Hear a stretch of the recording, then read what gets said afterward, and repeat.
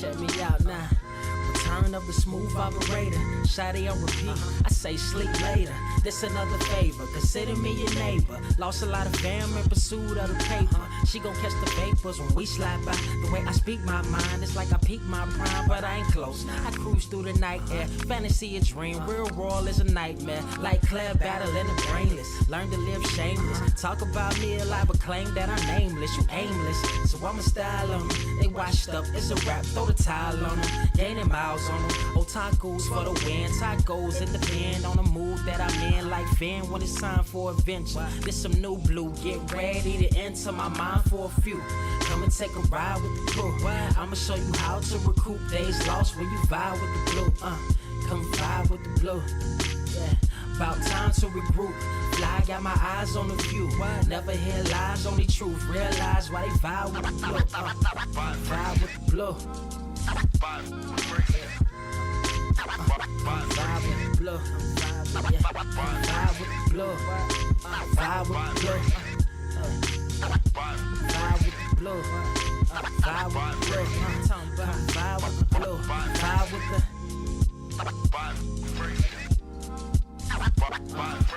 vibe with the sky. Wait, you know the rest. I'm blessed. I see you frontin' like you ain't impressed, but I still get requests. I'm playing Zelda on the GameCube. I quit spamming my music. Don't ever try forcing the links. That's a high rule. The wind waker, Mother Nature on my side too, controlling the elements. Go and check my avatar. I'm arrows ahead. Get the point. Moving forward. The battle scars accumulated over time are reminders of what I went through as a miner. But made me a grinder. The trees broke down for this loose leaf. If life's a game of death, I'm Bruce Lee. Ooh wee. Lose sleep on the regular, trying to get this word out. Then I crash Nebula. Wish I had a very odd parent, maybe two, but it's cool. Everybody pays dues. Now it's time to make moves. Granny didn't raise me to lose. Think I'm in the mood for a cruise. Wanna ride? Come and vibe with the blue. Come vibe with the blue. Come vibe with the blue. Come vibe with the blue. Come vibe with the. Check this out, y'all. I'm back spazzing like the elderly. Worth of my cousin Beverly. Never swear away from the truth. Just ask Heather. Be weather, be tripping. Starting to look control like our destiny. Always give you the best of me until the death of me. My weaponry is a paintbrush. Hush, don't tell my secret. They get a hold of it. If you leak it, get it. It's cool. Got you covered though, look. But let me get back to that cool-ish, loose-ish. Why they still lying? They don't do this. Bad at board games, whole world clueless. Selling their soul for Roof Chris. Who's this honored fella? Need a slice, extra mozzarella. Crew fly, let God prepare us. Humanity born like they don't trust fun. Why you dodge the teller? You don't know, but my odds are better. Life's a gamble, depending on who holding the cards. You can start living at large or it's bon voyage. Charge it to the game. Me and you ain't the same. I'm thinking bigger pictures. Why you still shrinking the frame, ever blinking the rain? It helps when your eyes dry. Mob with the bright minds. Think you funny, wise guy? Midnight marauder with a new tribe. Tired of the fake. Come and vibe with the blue sky. Come vibe with the blue sky. Why do you try? We get them high. Take them high. What I do? Come vibe with the blue. Yeah. Come vibe with the blue. Pass what up? Vibe with the.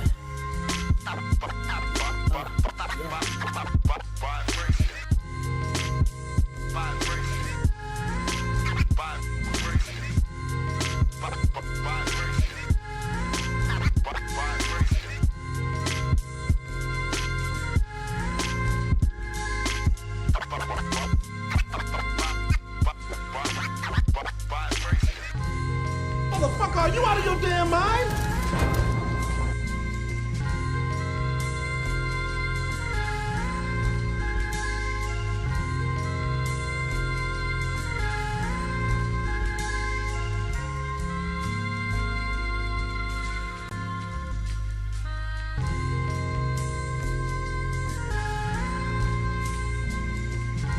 I have seen everything that has ever happened, ever will happen, ever could happen, and yet, what the hell is this?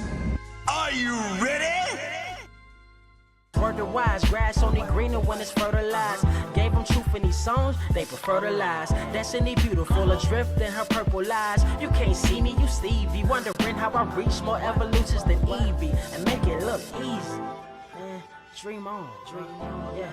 Dream on, Dreamweaver.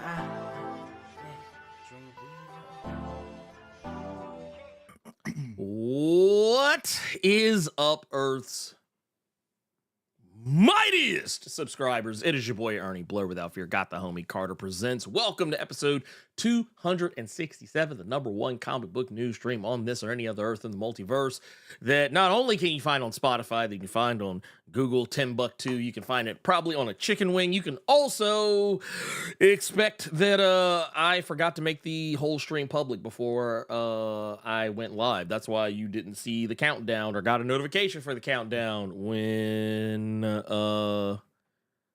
when it started. So, yep. That was me.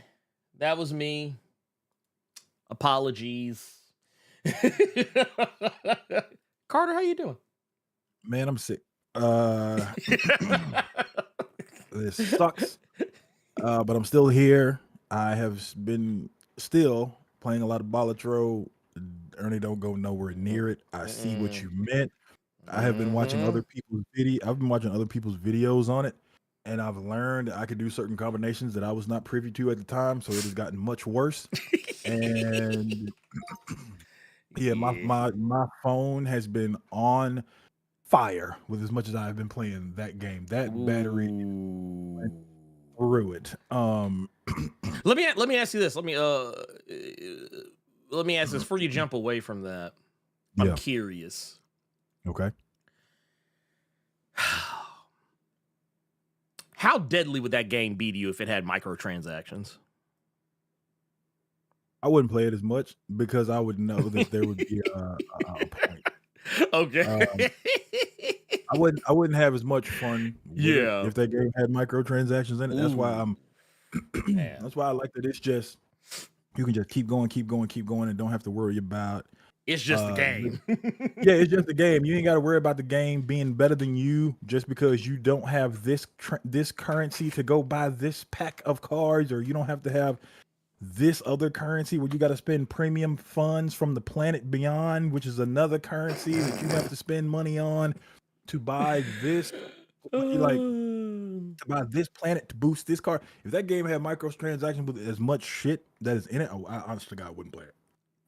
I believe you. I believe you because I know how you are because I'm not gonna lie. I kind of I went down the rabbit hole for a little bit after talking to Elite X1 about it, and I was like, nah. I was like, this. I was like, I can't do it. I would, because there were days I legit forgot I was a content creator and would just be playing Marvel Snap. So I would be like, oh, I have things to do. Let me go ahead and get about 10 more matches up in me. And so can't do it.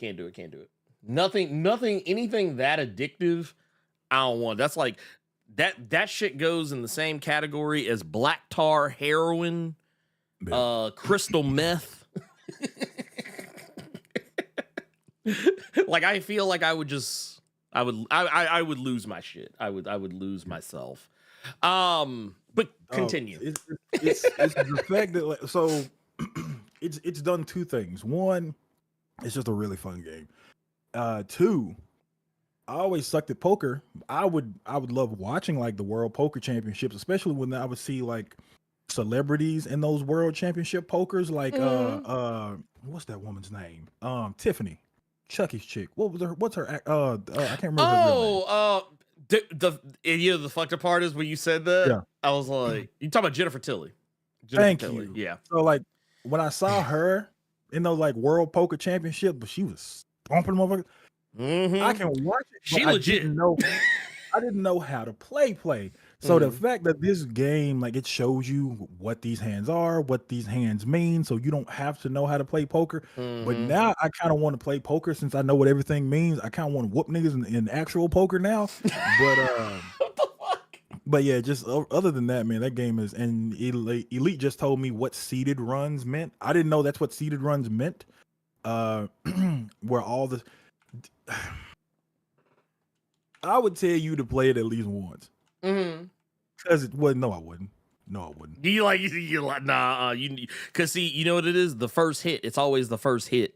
It's that first. Now I feel like I'm that dude that's like, you hear some noises and then you see something at the end of a tunnel that's pitch black, and I'm telling you to walk down there. Don't do that.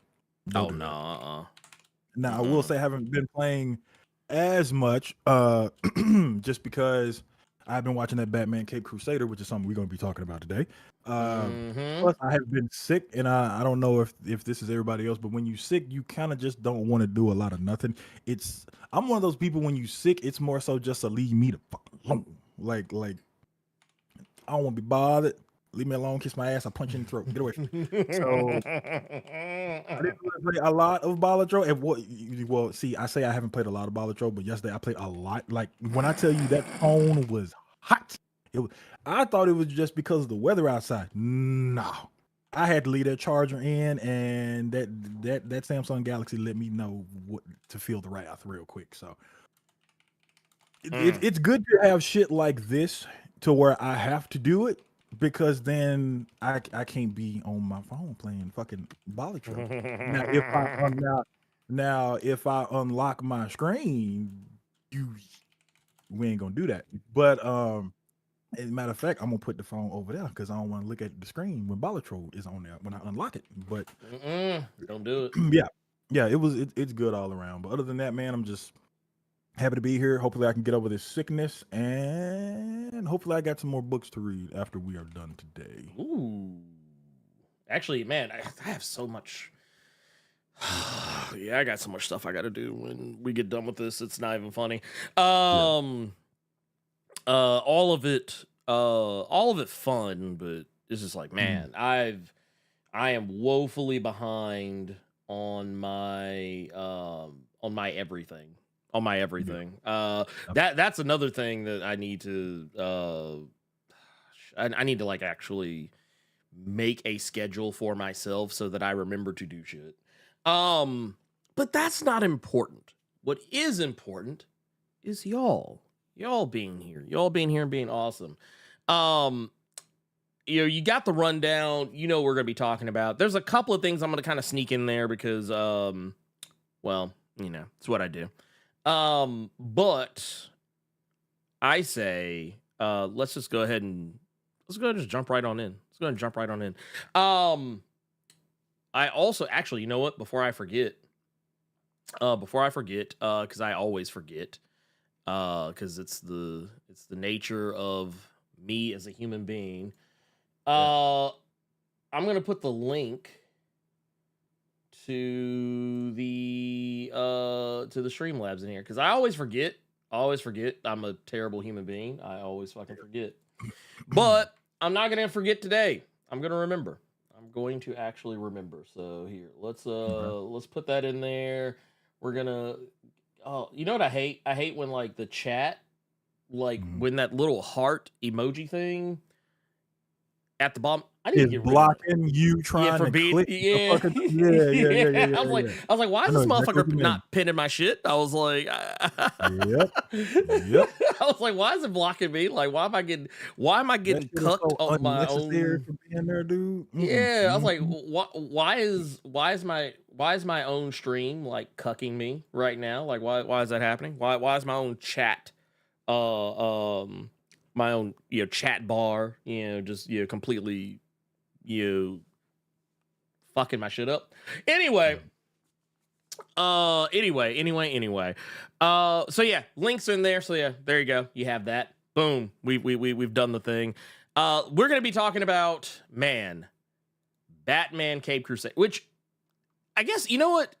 It feels like 5 ever ago. And maybe it was. I don't know. Yeah. I feel like we got the announcement for this a long time ago. And I remember even back then, like, it seemed like something that would be cool, but like, we didn't know what the hell it was really, going to be all about. I don't think anyone really could have foreseen. Originally, all we knew was Matt Reeves was doing it because he was just having all kinds of fun with Batman. He wanted to do the Batman cartoon. Yep. And you didn't know what that meant. You didn't know if it was going to be some kind of like continuation of his movie stuff or like Mhm. stuff that was on the cutting room floor. They just turned into a cartoon. You just knew that it was Matt Reeves. That's all you knew. That's all. Yeah, no, And then- that was it. There was literally all you knew about it. literally nothing else. Oh man. Oh wait, no, wrong thing. Oh my god, I panicked for a split second there. I was hitting the wrong button. Apologies. But no, we're gonna talk about this kind of spoiler free for a little bit, and then we're gonna dive into spoilers. After that, you know, you all know the drill by this point, I think. Of course. So like Carter was just saying, Mhm. you know, this originally kind of seemed like it was gonna be a Matt Reeves joint, but you know what I think is kind of funny about you saying that? You actually reminded me of something. It's actually an aspect of the show that I think some people kind of found contentious. Because you know how in the Batman movie, Commissioner Gordon is black. Yep. Well, in this series, Mhm. Commissioner Gordon is also black. Not played by Jeffrey Wright, though. Actually, that Before would you start, have. can I ask you something real quick about this Gordon? Yeah, hit me. Looking at him, and maybe it was just me that was doing this because of my memory. Doesn't it seem like, and I don't mean for this to sound any kind of way, doesn't he look just like animated series Commissioner Gordon, just a brother now? Yes. Okay. So Okay. honestly, okay, man, this is gonna sound nasty. I kind of feel like a lot of the characters, like with the exception of like your Harvey Dents and whatnot, like kind of Yeah. some of the characters are kind of close. Mhm. But I do feel like there are certain characters who do just look like, oh yeah, we just rolled this shit over from the OG Batman TAS, man. Hey, y'all have fun with Like, that. I don't mean that as a negative or No, anything no, like it's that. not. It's just, like they just took animated series Commissioner Gordon, took him to a barbershop, got rid of the Ron Burgundy, and just lined him up proper, and then Cape Crusader commish. And you know, so in Elite X1 just said it too. He said it looked like Ernie Hudson. Yeah. He do slick look like Ernie Hudson. Like I didn't think about that. they Oh, missed an man. opportunity right there. You could have got Ernie Yeah. Hudson on this shit. You could have got Ernie. Well, you know what? No, you couldn't. No, you couldn't, because he's doing that whole BET series where he's like, it's supposed to be, they refer to it as the Hood Sopranos. Oh yeah. I know. Chub. Was it Sugar? Is it Sugar something? No, Or is it's it- the Family Business is what it is. Oh, okay. Never mind. I'm thinking about a That's different the show. one show we didn't look at. That one night we were just looking at them The nasty them BET BET shows. Yeah. Because what was it? Oh my god, yeah. I did. Okay, so real talk. I went back down that rabbit hole again, and I don't know if I had seen it before, just forgot. But then I got reminded about like the motherfuckers being on an airplane and the airplane crashing and grandma sitting up there on the airplane and, Oh yeah. and motherfuckers is fighting. I was like, how this show trying to be Air Force One? This the hood Air Force One. Man, stop. But no,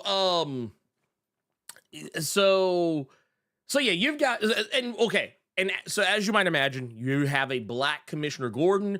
That means you have a black Barbara Gordon. Yeah.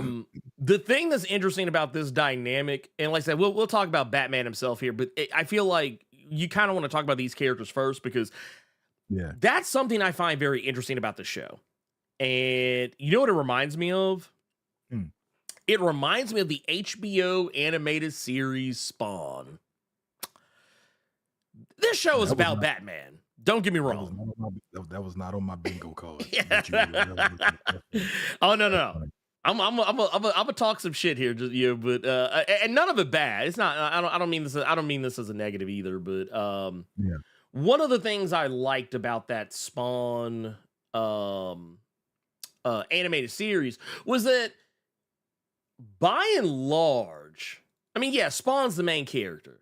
You know, Yeah. Spawn is there. He's supposed to be there. He is the dude. He's the guy that you see hanging out in the alleyways and all that other craziness.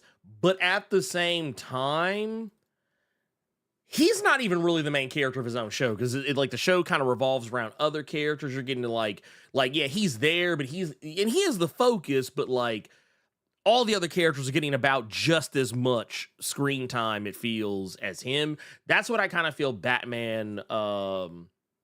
That's what I kind of feel this show, Batman Cape Crusader, does really well. I feel like, yes, Batman's in the show. Yes, he is in the show. He gets a lot to do, but I feel like the other characters are treated as being equally as important. Yeah. And I think it is to the show's benefit. Because we know Batman. Like, they did, like, I think in one episode, I don't even think it was the first episode. I think it was like the second or third episode. We saw them. We kind of got a hint of them pearls hitting the floor of Crime Alley, and it was like, all right, get that shit up on out of here. All right, let's get back to the show. That's the type of stuff I wanted to see. That's the stuff that I wanted to see.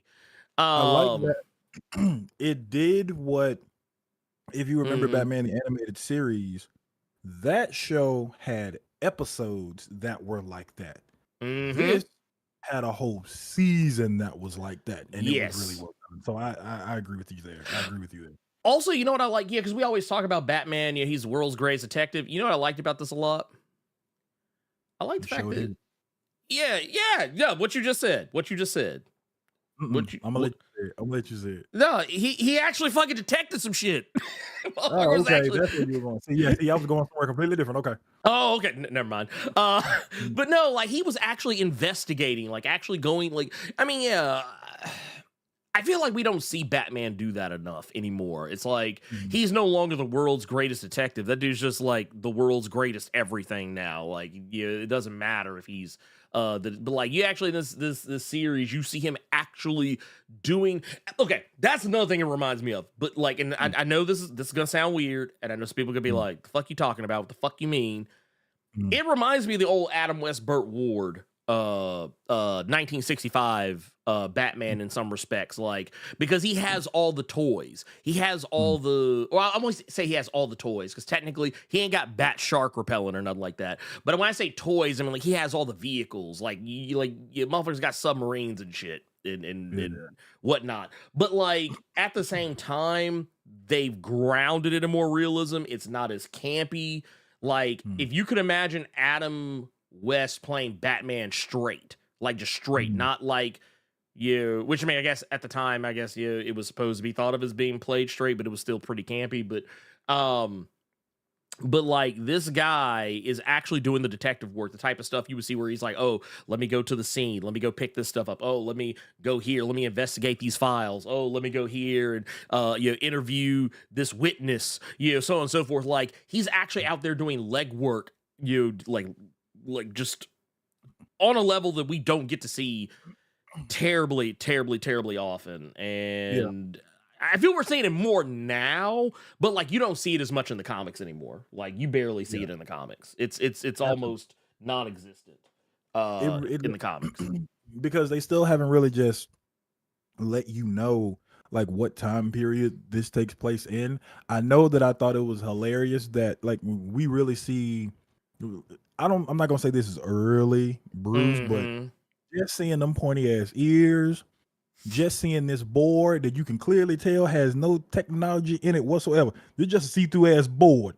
And apparently he got a lot of dry erasers to make that entire layout of Gotham City. He got a lot of dry erase markers. Oh yeah. So I do like that. What I was gonna say was, you said, now that was a very big positive, was that he was a detective more in this. I will also say that Bruce was also, okay, I'm gonna ask you about that fucking episode in a second. Batman is more, it's like you said, like if it was Adam West playing it straight, but it's straight to the point of a little bit of an asshole. Okay. Yes.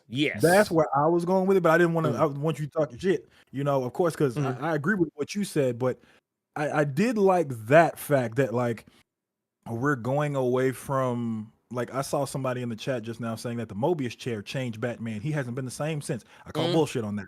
Before that Mobius chair, Bat God was still running rampant around here.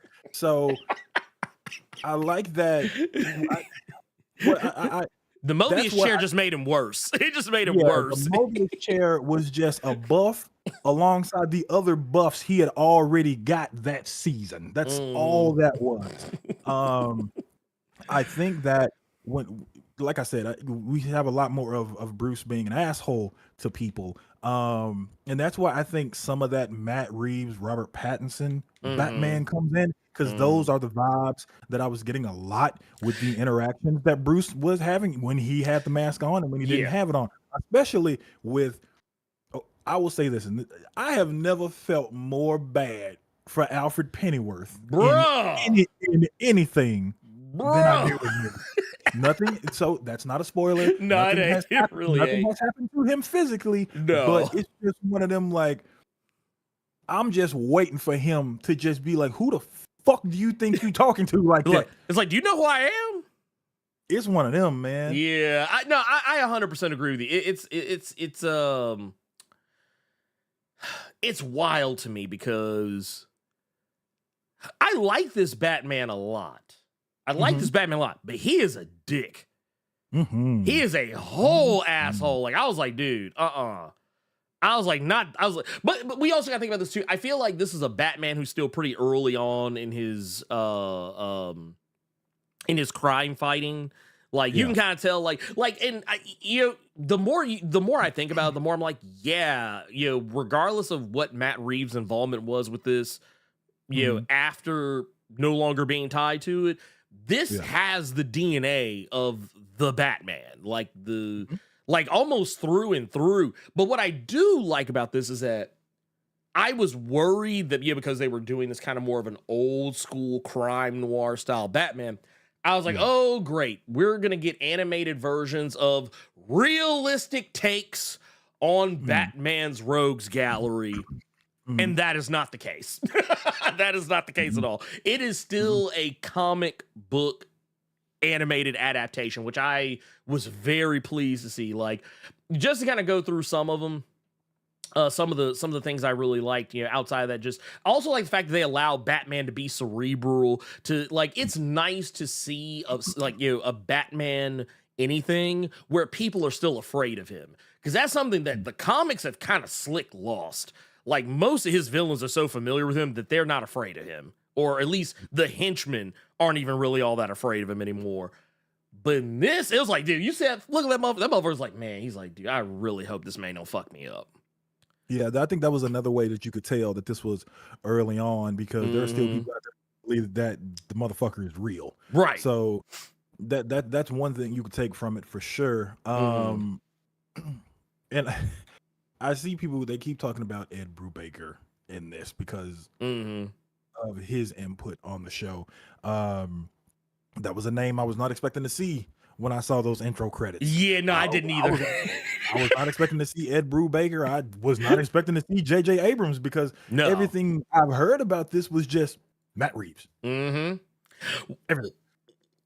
The thing is, having seen his name in the credits, I was like, yeah, I feel the Ed Brubaker in the room. Ed Brubaker loomed large in the room. But and that's the thing. That's why I think this show. Not only that, we were talking about of course, obviously, Batman and his foes having that unfamiliarity is what really makes him stick.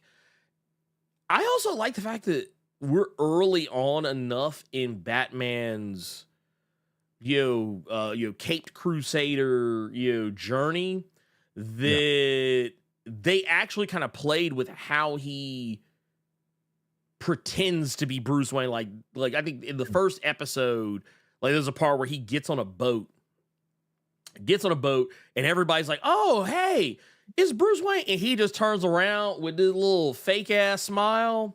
He just like, I was just like, that bro. Look is when you are around people hey, bro, who pooted? Right? And you're just like, that's what that face is.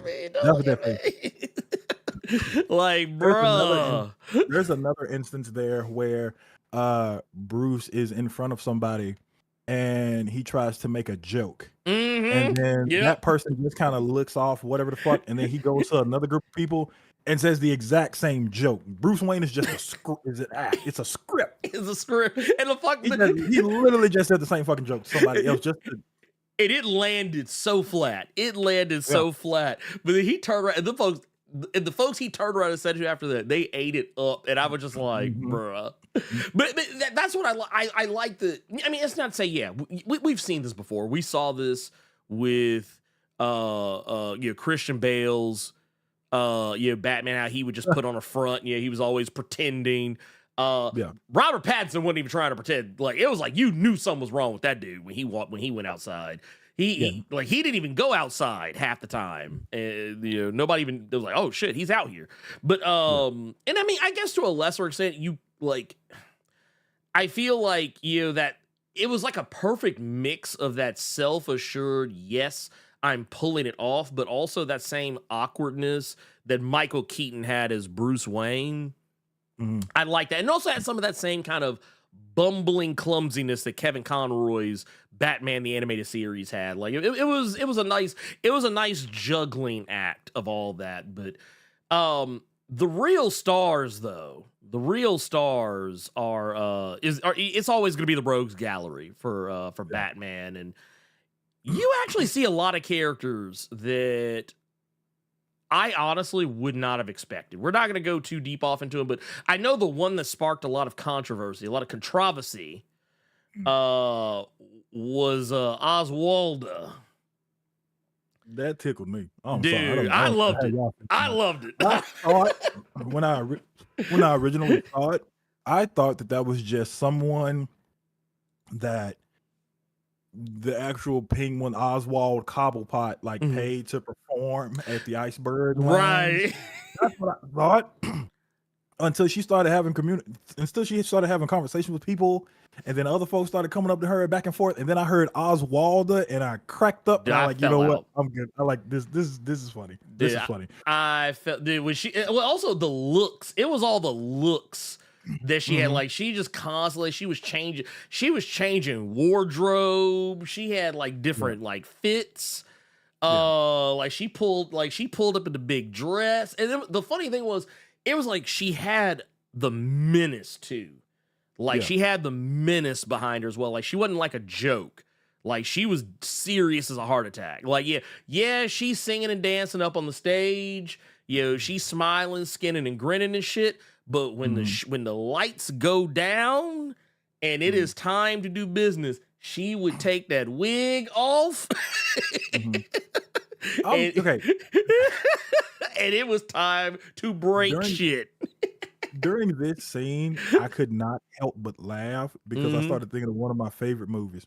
During this scene, this is not a spoiler, she was angry. She was upset. Yeah. You remember when Nathan Lane was going off on Robin Williams in the birdcage? Yeah, That's what popped into my head. Just Oswaldo flipping out like that.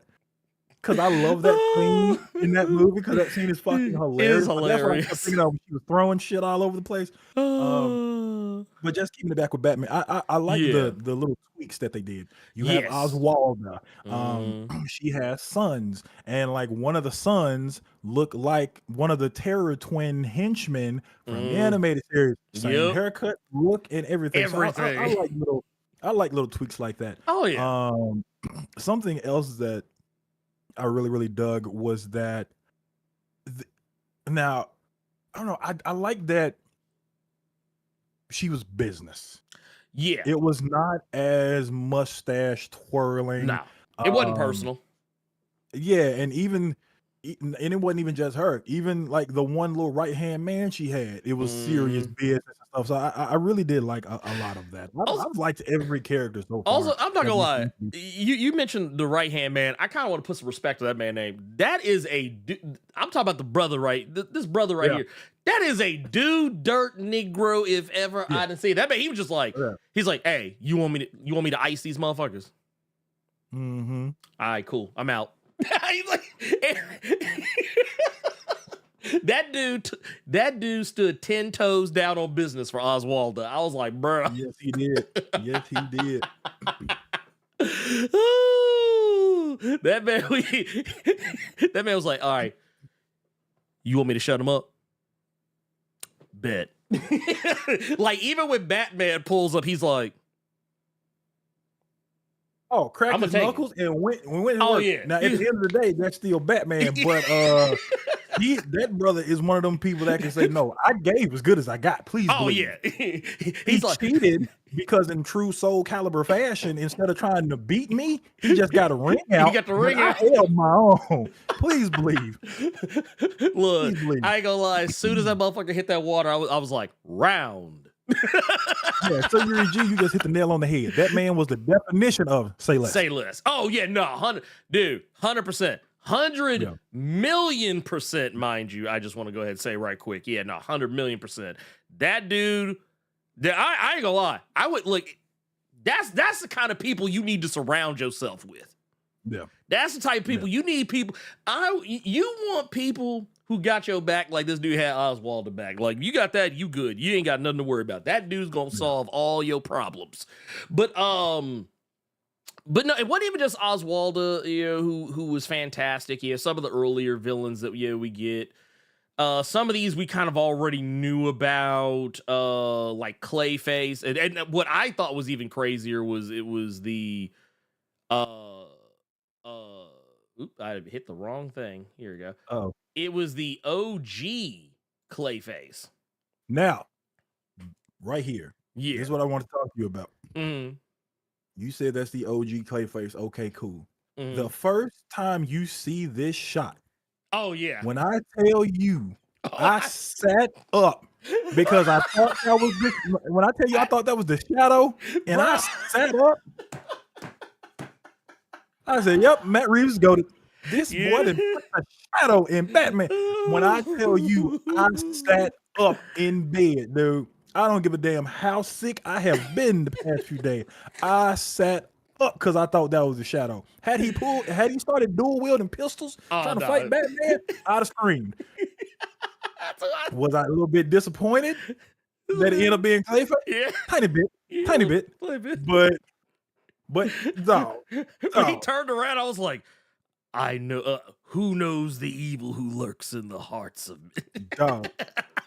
Had this been some stuff before Alec Baldwin's court stuff? Had he been voiced by Alec Baldwin, I'd have screamed. Oh yeah, no, this would have been it. This would have been it. But no, but that's the thing though. That's what I like about that.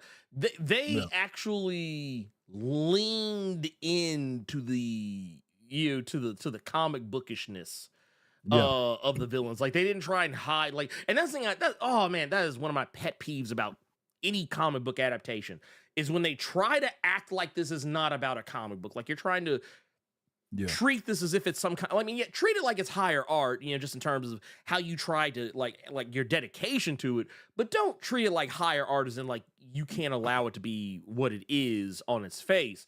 And that's why I liked this. I was like, this actually allowed all parties involved to be what they are. Also, not a villain, per se. Not in the what'd you think about Renee? What'd you think about Renee Montoya in this? First thing, I love that, and this isn't that big of a knock on the animated series, but I like that you can tell like the older women are more voluptuous, and then the younger women are kind of the string beans. Not everybody got that waist that's like as thin as a damn straw. Like nobody look like that. Like, you know what I'm saying? I did like that. I liked that the focus was more so on Renee Montoya this go around, because again, that was something else that was a twist from the usual thing to where Commissioner Gordon's normal right-hand man or right-hand woman or whoever that could have been in the animated series, all that stuff was tweaked. So I dug Renee Montoya in this for sure, because I haven't read a lot of stuff with her in it. Of course, I read the Batwoman stuff that a lot of people have read. And with Ed Brubaker being behind this, I think that she was a focus in his Gotham Central. I could be Yeah. wrong. Okay, Yes. but Oh, carry on. oh no, I just saw something in the chat. I don't know how if that's gonna Oh, happen. I don't. I think that is. I don't know about that one. I don't know about that one. But I don't know I if did. I they'll did like do her it. in this. I Mm-hmm. wouldn't be against it. Mm-hmm. I would be against it, but I don't know how. It's more, I don't know how do they get to that point. I don't Mm-hmm. know, like you know what? I'll save it for the spoiler section. I don't want to go too deep off into that part just Yeah. yet. Yeah. But But you said, yeah, yes, she was very focused on in Gotham Central. Okay, cool. So I yeah. think that's why she came off like a really good character, is just because Brubaker got to write somebody he's written for before, and he probably really enjoys writing for. So yeah, I really enjoyed Renee in this. Renee is Renee Montoya. I think actually Gotham Central's where a lot of people really like. I'm like, not to say that she wasn't popular before, but I feel like Gotham Central was what really sent it home that she was the real deal. Like that she was a character worth following for a lot of fans. Cause like I liked her from the animated series, but I just always felt she didn't have much to do. Like she was just kind of there. But like you pick up Gotham Central, it's like, oh no, okay. She's the truth. Yeah, She's the truth. it reminded me of Gotham Central, which then reminded me of the TV show Gotham, because of how pissed I was that show was not just Gotham Central TV version. It was just this goofy kung fu treachery of shit. Just it was so many different ice cream. It's like putting ice cream and pizza in a blender and just, hey, whatever happens, happens. That's what that Gotham Central was. So Yeah. that's what it really kept reminding me of. But yeah, seeing her in this was really, really cool. It was really, really cool. Oh yeah. It was a nice touch. It was a very nice touch. I was actually quite happy with it. And then I want to save a lot of the rest of this for spoilers and whatnot. But yeah, just at the end of the day, this was Batman. This was legit Batman. This was what I feel Batman should be in an animated format. If you're trying to reach the heights of that classic Batman TAS, like which I'm sorry, it stands as, to me, still one of the best. I would even say the best. Batman adaptation that you'll probably see. But one thing that I do want to take a look at real quick, because we got us a super chat here that I want to make sure we don't forget about. Okay. And let's see. Oh, there it is. Said, absolutely. This is LP3 right here with the 5. Says, absolutely love the Bruce Timm refused to just spice up the original Batman TAS. He and Brubaker brought entirely new energy and amazing voice actors. And that's the thing. Because you and I were actually talking about this ahead of time, but like a lot of the voice actors, like, there's one of the episodes, I think it's like episode 6 or 7, where, oh my God, the Gentleman Ghost is played by one of our favorite TV shows stars, Captain Flint. Yeah. And I Like, was when you told me that, so you told me that before we started the show. Yeah. And he knows how big of a fan I was of that show. So finding out that Toby Stevens actually voiced the character, it just made me want to go watch Black Sails again. Yeah. Oh, no. Look, I started here. Well, it was funny the whole time. Here, I actually pulled some, because like I said, this isn't really a spoiler. It's not really a spoiler. But every time this fool got to talking, I started hearing the theme. I hear the boom, boom, boom. Like every time he would say something, I'll just be like, why am I hearing the little like I kept hearing that every time that motherfucker would start talking, and I was just like, let me look this shit up real quick. And then, like, when I saw it was him, I was like, Lord, why? Oh my God. How did I not know he was in this? But no, I love it. I love to see it. I love to see it. I love to see it. I love to see it. That said, do you get away from to get away from that though? Like, yeah, no, this has the energy of a legit, we actually care about the medium we are adapting, just vibe. Like, yeah, and of course, it's Bruce. You think about the names involved, it's like, okay, yeah, Bruce Timm, duh. Yeah, duh. Yeah, Ed Brubaker, duh. Yeah, sure. But like, it's like, I don't know. I love to see stuff like that. I like to see people actually like going in and giving a shit about what it is they're doing. And it was just cool. It was just really cool. Yeah, exactly. Absolutely.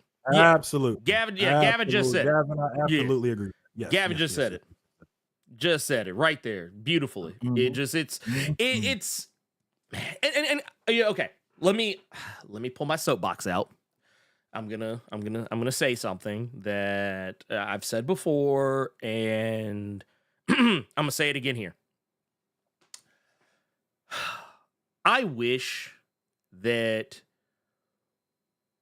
we had the animation infrastructure in this country that Japan has. I wish we had. I mean, yeah, we have an animation infrastructure, but it's not the same. These two are not the same. They are not the same picture. Because I just want to point out X-Men 97, Invincible, Batman Cape Crusader.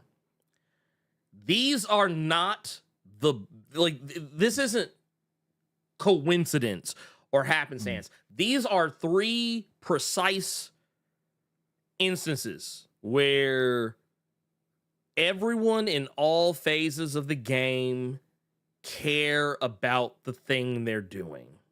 Yeah. The people who are working on it are passionate. They care. Oh, Castlevania. That's another one. Yeah. Thank you. Yeah. Oh, My Adventure with Superman. That's another one. Like the point, and I think y'all probably start to see my point. When you get people who actually give a damn about the thing, it was very clear. It was very clear when Invincible came out that these were people who actually understood the assignment. They saw the finished product and they said, "Hey, let's make this the thing. Let's adapt this. Let's not. I mean, yeah, we're gonna change some things. We're gonna tweak some things a little bit. That's kind of a thing that you can kind of always expect. But like, I wish we had the animation infrastructure so that when you have a Batman comic, a Superman comic, an X-Men comic, a Spider-Man comic, like case in point. Yeah, everybody's loving Ultimate Spider-Man right now. What if we lived in a United States with an animation infrastructure where, okay, yeah, man, y'all hear Jonathan Hickman just wrapped up 12 issues on Ultimate Spider-Man. Oh, by the way, hey, y'all, just so y'all know, we got season 1 Ultimate Spider-Man. Jonathan Hickman, he's consulting, and he's probably even going to write some episodes. And it's going to be direct adaptation. We're actually going to be talking to Marco Cicchetto, trying to figure out how to get trying to get his art style down to like some animation. Dude, would be fucking gross. Dude, that would be nasty to see movement in Cicchetto art. That would be.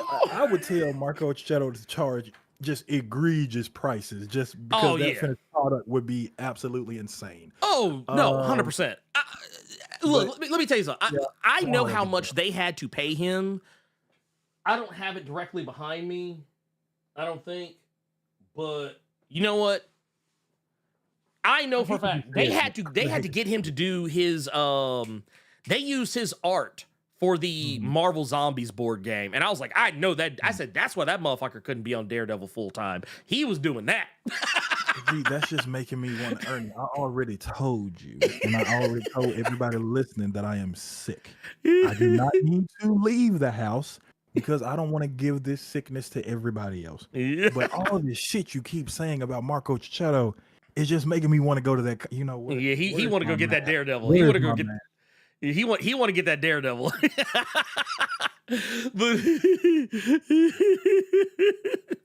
but no, If I find a mask in this drawer, I'm it's going to over. get the Daredevil omnibus. I promise you, God I am. Lil Wayne, God I am. he said he found a mask. It's over for you hoes. But no, like I would love to see. I would love to see. I would love to see somebody do that. Like, I would love to see this be the thing. Like, could you imagine if when we got the the X-Men Krakoa era, like House of X comes out, and then you get a few issues under us, and then Marvel says, "Oh yeah, by the way, we got an animated series coming out, direct adaptation, House of X. Oh, y'all like that? Y'all like that Blood Hunt? We got a direct anime adaptation coming out."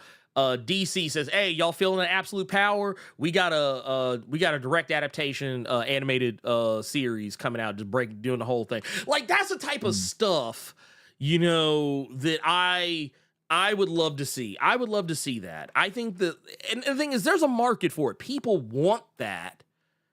I think people, like, don't get me wrong. I think people love the live action stuff, and I think it's great too. However, I think a lot of people would just be happy if you gave them the animated stuff and it was good. Yeah. Like, if it was as lit. Yeah. Like, if you could put up X-Men 97, Invincible, Batman, Cape Crusader levels, My Adventure with Superman levels of quality on an animated series. Yeah. I think you'd pacify a lot of people. That's a license to print money. David Zaslav, doesn't believe that, but that's another story altogether.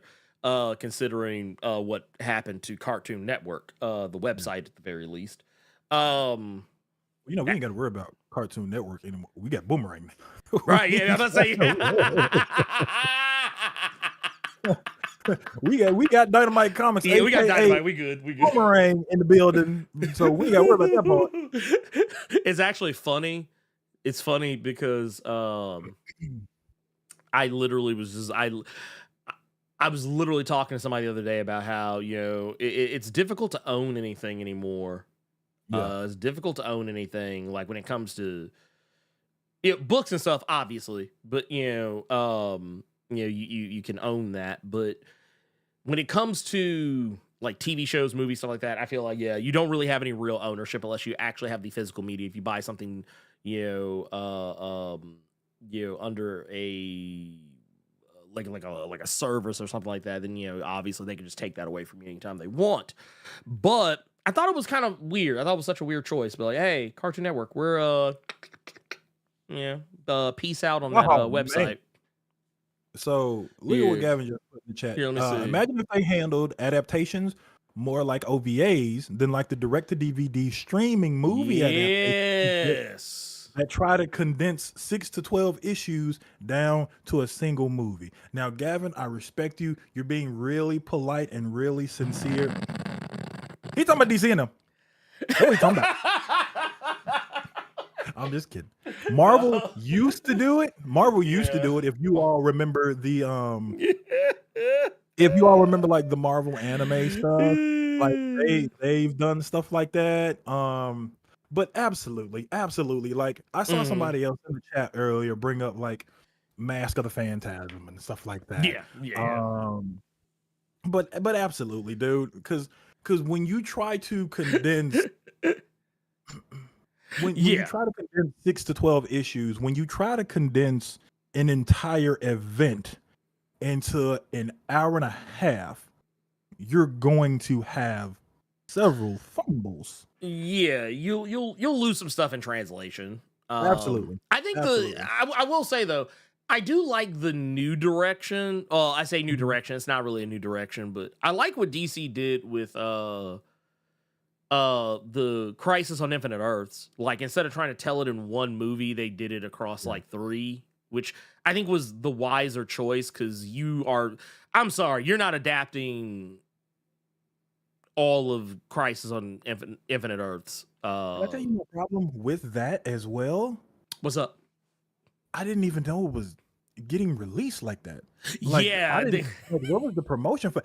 Had people in the chat not been saying, "Have you seen part 3?" I didn't know there was a part 2. I barely knew there was a part 1. Like, yeah. It was, yeah, no, you're and that's the thing, and that's something I will definitely say too. They don't does everything land? Not all the time, but like I will definitely say, like, my issues with some stuff, like, case in point, I actually didn't mind Battle of the Super Sons. I actually thought that was a really good one, because like they just kind of it did its own thing for the most part, but like it was at least fun. I think if there was any one thing about it I wasn't terribly crazy about, it was the animation style. That was like the one thing I kind of wish it had been a little more. Was that like 3D kind of stuff? Yeah, it was like that kind of like pseudo 3D. It was like kind of 3D, kind of not. Like, I kind of wish, I don't know. I'm a stickler for more classic looking animation. Not saying it has to be like 100% hand drawn, but like. Yeah. Like when I think about animation, I think about like as far as like recent stuff. I look at My Adventures with Superman. I'm like, okay, yeah, this is it. I look at this Batman Cape Crusader and say, yeah, this is it. Like this is what I want. This is what I'm talking about when I say, yeah, I want to. I this is the way I want the art to be. But you know, whether it's achieved digitally or otherwise, I don't care.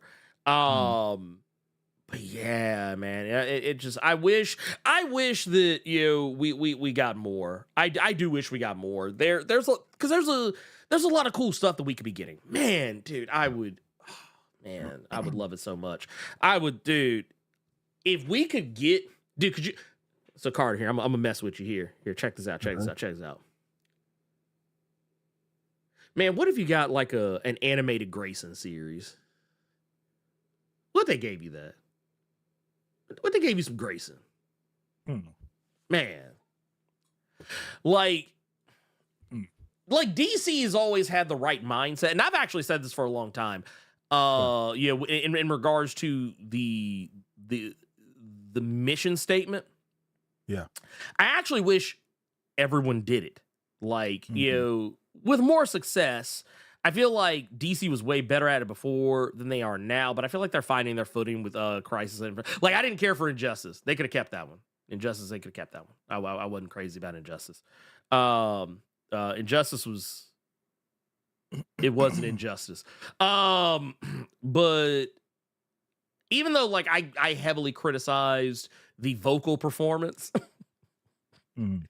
of the Green Lantern. What was the Green Lantern one even called? I don't know. Was it Green Lantern Beware My Power? Was that the one? Something like that. Like that. Like I feel bad for all people that were fans of that show, because there were several people that said that show was actually really good. Yep. I saw the style, and because I would finish Young Justice and it would say Green Lantern is coming up next, and I would see that style. And I changed channel. You ain't shit. I'm sorry. When I saw that art style, cool. It's time for me to watch Avatar: Legend of Korra. Boom. It's like, yeah, it's like, get the shit up out of here. No, I totally feel you on that. Man. There was another one recently they did too. I think it was the Justice Society movie. I actually like that one too. That one was actually pretty cool. See, I'm thinking more so about these like OVAs and stuff like that, because you brought up Grayson, or just any book that like you are just ridiculously a huge fan of. Like, take a Once and Future or something like that. Oh, I'd eat it up. But I would want it to be done to where there's time being taken. So like, we talk about Cape Crusader, and Cape Crusader is 10 episodes. Good shit on Amazon. And this is what I was talking to Ernie about yesterday. because I thought it was just going to be we just doing like an episode a week, kind of like Invincible. So I'm like, maybe the first 2 episodes dropped, and then Ernie was like, no, I'm pretty sure it's the whole thing. It's out. Yeah. So if I would really like it if they were to, if taking your time meant you were going to get quality, and that's a key word, quality. You think about Grayson. What if Grayson just can't be 2 episodes? What if Once in Future just can't be 10 episodes? What if you got to do like a good 20, 25 quality episodes? Man. I mean, I'm not gonna lie. Oh yeah, I mean, with the nature of attention spans and stuff these days, and the cost of animation, I honestly, if I got at least like 10 or 15 episodes, I'd be super straight. Like I'd be like, all right, bet. But like, could you imagine if we got? Yeah, but like again, give me like a little 10 episode, a little something. See, with that again, that's something else where I would want time being taken. So yeah. If you got to do more than 10 and whoever you're doing this for, they see that the audience is there. They see that the views are there. Okay, cool. Yeah. Do you think? Superman, as long, and that was another one I was going to bring up with Gavin saying the All-Star Superman should have been a 6-episode OVA. That would have been cold. Yeah, even though I really enjoyed the movie, that would have been cold. Oh no, 100%. That would have been fire. That would have been straight out of the gate fire. Yeah. He said, "Try not today. Try not today." I'm sorry. Hey, look, no, do it. Do it. Here's the thing of that, because I also think about like the you brought up Ultimate Spider-Man. What if you run into like a situation, and that's what I'm scared of. Is just that because recently I've been looking up a lot of videos about Trigun, and one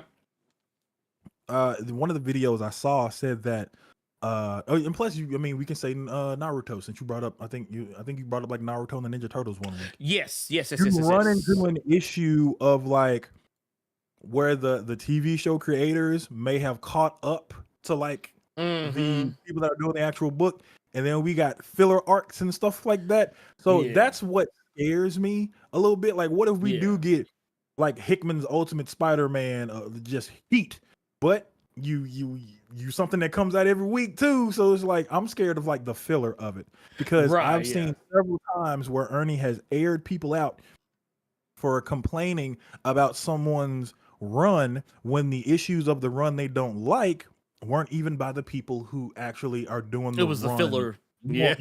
It was filler. That's what scares me about stuff like that. Let me tell you something. I remember so many like don't get me wrong. I get why Tom King's Batman is divisive. I get why it is. I don't care. I actually, the things I think people didn't like about that series, I liked about the series. But I remember talking to so many people, and they would tell me how much they hated Tom King's Batman run, but the arcs they always brought up as the example for why they didn't like it were the arcs Tom King didn't even write. Yeah. And it was like I think there was one specific one where it was like kind of it was like done after like a major arc, and in between it was like before City of Bane had even started really, and it was like, and I remember reading, I was like, oh, this kind of hits a little different. I don't know, I was like, this doesn't feel like Tom King, and I remember I went back and looked at the credits of it, and it was like, oh, because it wasn't. Yeah.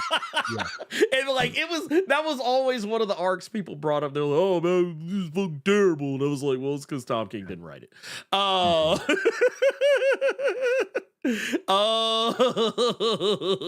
know what's funny is I'm thinking about now, bringing that up, it would be cool if they were to do specials. Well, no, like I said, I would be fine with that too. I would be I would be completely when I tell you I would be completely fine, I promise you I would be 110 million% completely fine with it. Also, real quick, I just want to give a shout out because you know what, it's about that time to do those things anyway. We got I Am Gregor D out here just acting a whole fool over here on the Twitch side, gifted out community subs Out Here. Actually, gave out 5 community subs. Out Here. Love to see it. Love to see it. We also got this actually takes us to a very specific point. Michael Harris out here talking about, says, my sister's a Wonder Woman fan. Are there any animated movies you can recommend? And I'm curious, does she have any seminal arcs like Death of Superman? Well, I'm about to say, I see Carter getting ready to reach for it, so I guess I should too. Yeah, reach for yours because mine has other books on top of it. Oh, here, let me get you. I got you, Pip. I got you, Pip. Oh, whew. There we go. Look. Yeah, there you go. So yeah, I'm about to say. So Carter and I both have Wonder Woman Historia. I'm gonna try to hold it so the light isn't like glistening off of it. But like, yeah, this book is amazing. It recontextualizes the entire origin and background of the Amazons. This is fantastic. I actually, honestly, jealous of your cover. I really like that cover. Oh man, is that which cover? This is the variant. That's the variant. Is this the regular? That's the regular. God damn, ain't this about a bitch? That's wild to me. I'm sorry. But no. This is amazing and hands down some of the best Wonder Woman you'll read. Kelly Sue DeConnick. It's mwah, love it. You got to pull out the goat now, though. Oh yeah, we're gonna talk all that about Historia. Oh, by the way, I was feeling a little tight last night because I saw Daniel Warren Johnson was streaming last night. He didn't stream for very long, but he was going through some old commissions and some stuff from this. He pulled some old. Yeah, it was his last. Yeah, it was literally the last one he did. But he showed some of just the art, like just the no color on just ink. Yeah. Chef's kiss. Anyway, Wonder Woman Dead Earth, also the truth. Carter and I both have this. This is actually one of his favorite story arcs. He loves to bring this one up. Of all time. Dead Earth is in my top 5. Dead Earth is absolutely in my top 5. You can't shit on Wonder Woman around me because that's gonna always get brought up. Yeah. Period. Get your ass up. This right here. Oh yeah. Yep. Daniel, this is, and for those who don't know, this if you've been reading Transformers as of late, same guy, Daniel Warren Johnson. This is him on both art and writing, and his usual collaborator, Mike Spicer on color. Now, just like how Carter will bring up Wonder Woman Dead Earth, this is what I'm gonna bring up every time. When someone tells me they ain't no good Wonder Woman stories, okay, I'm gonna bring up this Gail Simone Wonder Woman right here. Got you. This is it. I don't even need to say nothing else. Gail Simone. It's Gail Simone, y'all. Yeah. Gail Simone. Gail. You know what? You reminded me. I actually need to go pick up that Gail Simone Secret Six today. Ooh. I need to go get that. I also saw someone brought the Greg Rucka. I think that's like the New 52 Wonder Woman. That Wonder Woman is lit too. That was Rebirth. That was Rebirth. Or was that Rebirth? Yeah, that was Rebirth. But everybody is asking why you don't forget Tom King's that you praised that book. Oh, well, yeah, Tom King, duh. Well, I don't have any. I don't have like the physical like thing in front of me right now, but yeah, no, Tom King's Wonder Woman's fantastic. The most recent issue, I didn't dislike. It was largely because it's a tie-in issue to Absolute Power. So I want Tom King to get back to cooking his shit, not cooking Mark Waid shit. So I'm ready for him to get back to. I'm ready. Because he left me on a cliffhanger. I don't appreciate that. I don't appreciate that. I'm trying to see what Wonder Woman and Cheetah doing. That's what I'm trying to see. Anyway, oh, also there are 2 animated movies that I am personally aware of. One of them is called just straight up Wonder Woman. I think it came out like in 2009. That one I remember being pretty good. It's got Kerry Russell as Wonder Woman and Nathan Fillion as Steve Trevor. It's also got Alfred Molina, Doc Ock, as Ares. Wow. So I remember liking that one a lot. And there's another one called Wonder Woman Bloodlines that I also really like. That one was Rosario Dawson as Wonder Woman. I never knew she voiced Wonder Woman. Mm-hmm. Yes, sir. Oh, also got oh God, what's our girl Cree Summer as Hippolyta. And Jeffrey Donovan and Steve Trevor. It's very good stuff. Matter of fact, I forgot how many people were actually in this. Do you remember? Did you ever watch Orange Is the New Black? Yes. Do you remember old girl? God, I can't remember her name, but she was one of the 3 black women that like they always focused on. Not Poussey and not Crazy Eyes. The other one, I forget her. The one, the bigger girl who had went Jewish, to try and get out of jail. She plays Etta Candy in that one. I thought that was pretty cool. But yeah, those are, and actually, I think that one is more. Wonder Woman Bloodlines is more recent. That was 2019. So yeah, yeah, Black Cindy. Thank you. Thank you. Yep, Black Cindy. Yep. Also, by the way, the show can actually start now. The Susan Turpin is here. Thank you. Oh, wow. Every time you bring up certain actors, I can't think about who they are, but then I remember the show. So when you're saying, ooh, like Jeffrey Donovan, ooh, Bird Notices in a Wonder Woman, that's first in my mind. so no bullshit. That is who I always think of whenever I see his name. I'm like, oh, Bird Notice. Also, we got this here. Wait. Bring it back. There it is. So he's like, Gavin says, Sanford talked to me about drawing an arc of Bitterroot a couple of years ago when DC was hiring me for Superman and it just never worked out. He said, he was talking about him writing and me drawing it. Dude, okay, first off, I'm gonna need to call Sanford because I'm gonna need y'all to get back on that. I need more. I'm gonna need y'all to get.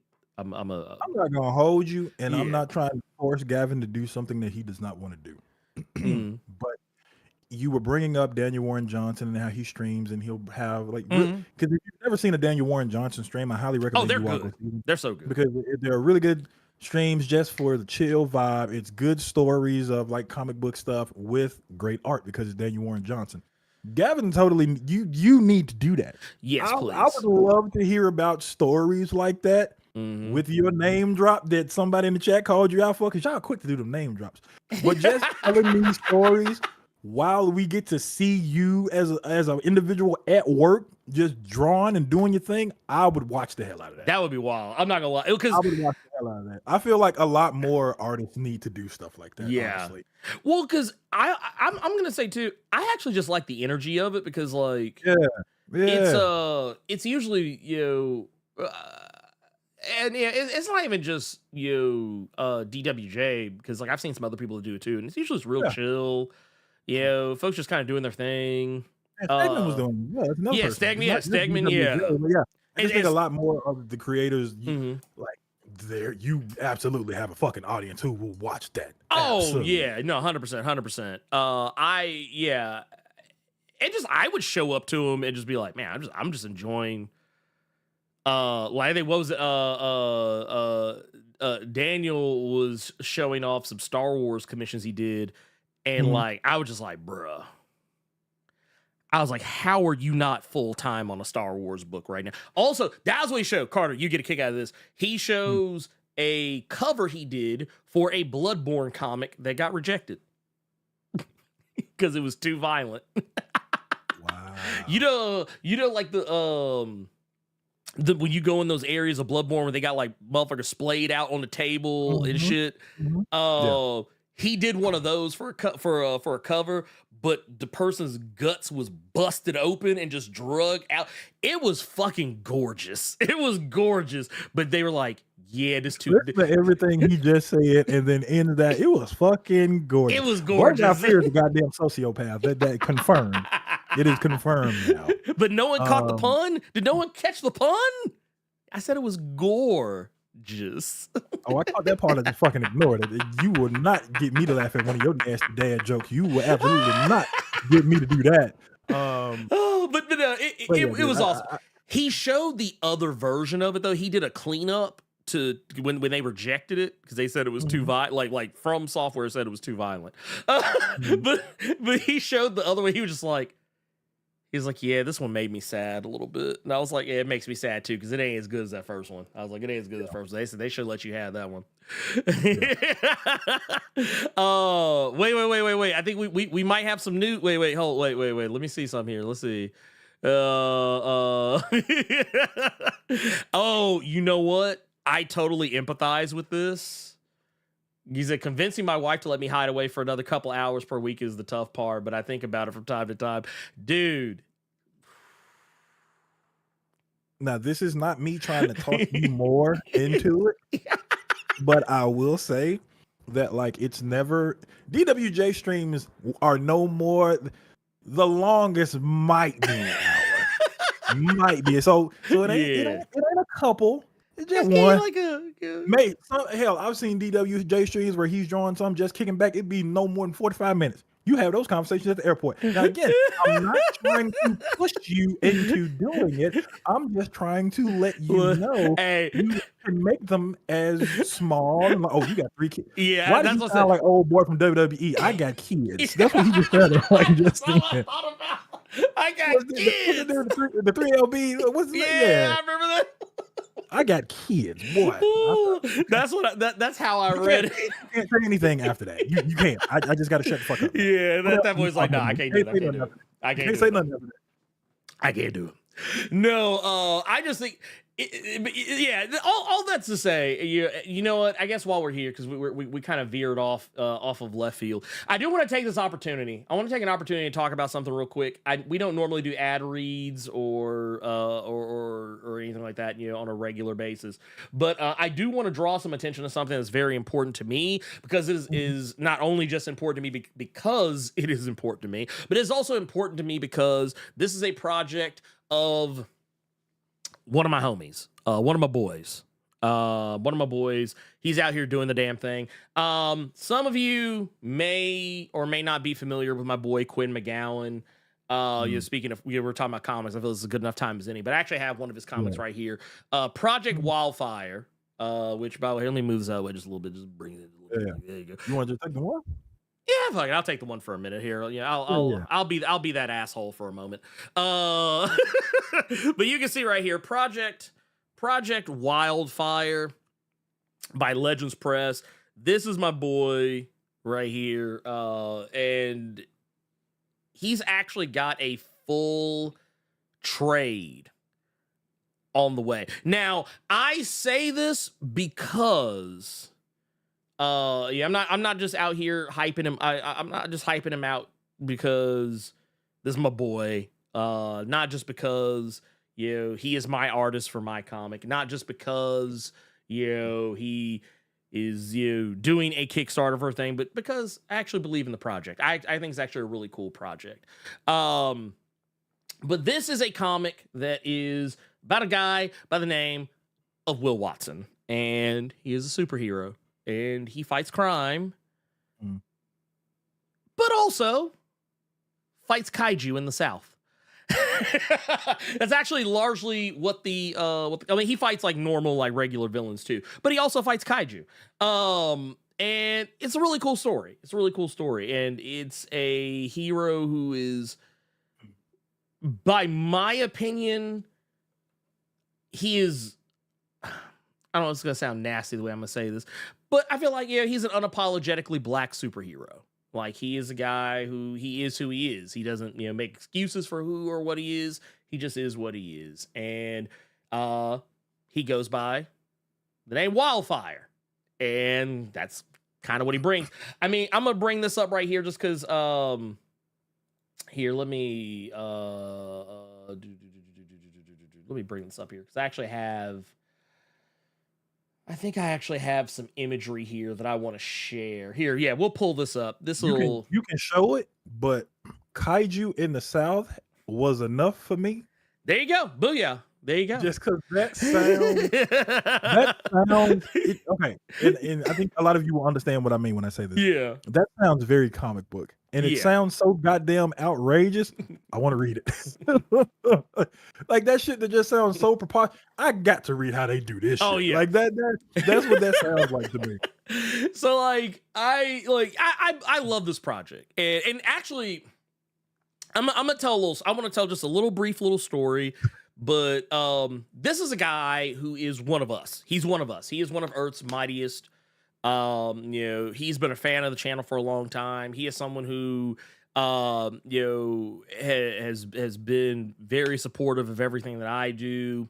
And I love it when I look into the audience, I look into the chat, I look at the comments, and I see people who have the same passion and energy for the things that I love and are doing the things that they believe in, making the things that they believe in happen. So when I bumped into him at Memphis Comics Expo just this past year, and we were rapping about his stuff and what he's got going on, yada yada yada, whoop-de woo, and he and I became like really good friends, I feel. And it's that like him handing me this and having me read this story, and which by the way, this is, if I'm not mistaken, this is issue number 2. This is actually issue 2 of either 6 or 7. I don't remember the exact number of issues, but basically this is the cover for the trade that he is putting together. This is the cover for the trade that he's putting together. And I'm going to pull this up too because let's see here. Do I have, right here. This, there it is. That's better. This is the Kickstarter. It's going to be, as it says, you may notice it right here. It says Project Wildfire Volume 1 Deluxe Edition Collected. Also, I love the subtitle, The Learning Curve and Inexperienced Heroes Battling Monsters on Southern Streets Powered by the Same Chemicals That Created Them. And it's awesome. This guy he's like, I think just about like halfway to his goal. He's got 10 days left. I really want if this sounds like something that, y'all will be interested in, I highly advise, please go show some love. Go support this. This is something that I think, I actually think could be something really cool. Actually, this would be something really cool if people get behind it. It's one of those things like okay, not the same thing, but because I don't want to make people think that I'm conflating the two. But actually, recently was taking a look at the Iyanu animated series intro that was like blowing up on the internet all this week. There's actually a video coming out for that where I'm going to be talking about it a little bit more. But the way that we saw Roy Okupe's Iyanu go from being a comic to being like an animated series that has a budget and looks beautiful, has like Grammy award winning singers singing the goddamn intro. Like this is a type of energy. This is a type of energy that I get from this. I could see like if this actually took off, I could see it. But yes, Quinn, name's Quinn McGowan. Quinn McGowan. And I just posted the link in the chat for all you guys to check it out, and I will also be posting that on the on the Spotify details and stuff like that. Yes, well, please and thank you. Please and thank you. Thank you so much. And like I said, I'm just gonna kind of scroll down here and like just kind of running through some of this. But just kind of give you like a little bit of the background. Let's see here. It says Will Watson the third, which I respect that because I am a third. So that kind of hit me a little differently. Well, yes, Will Watson III didn't want superpowers. He wanted to pay for his books and his tuition.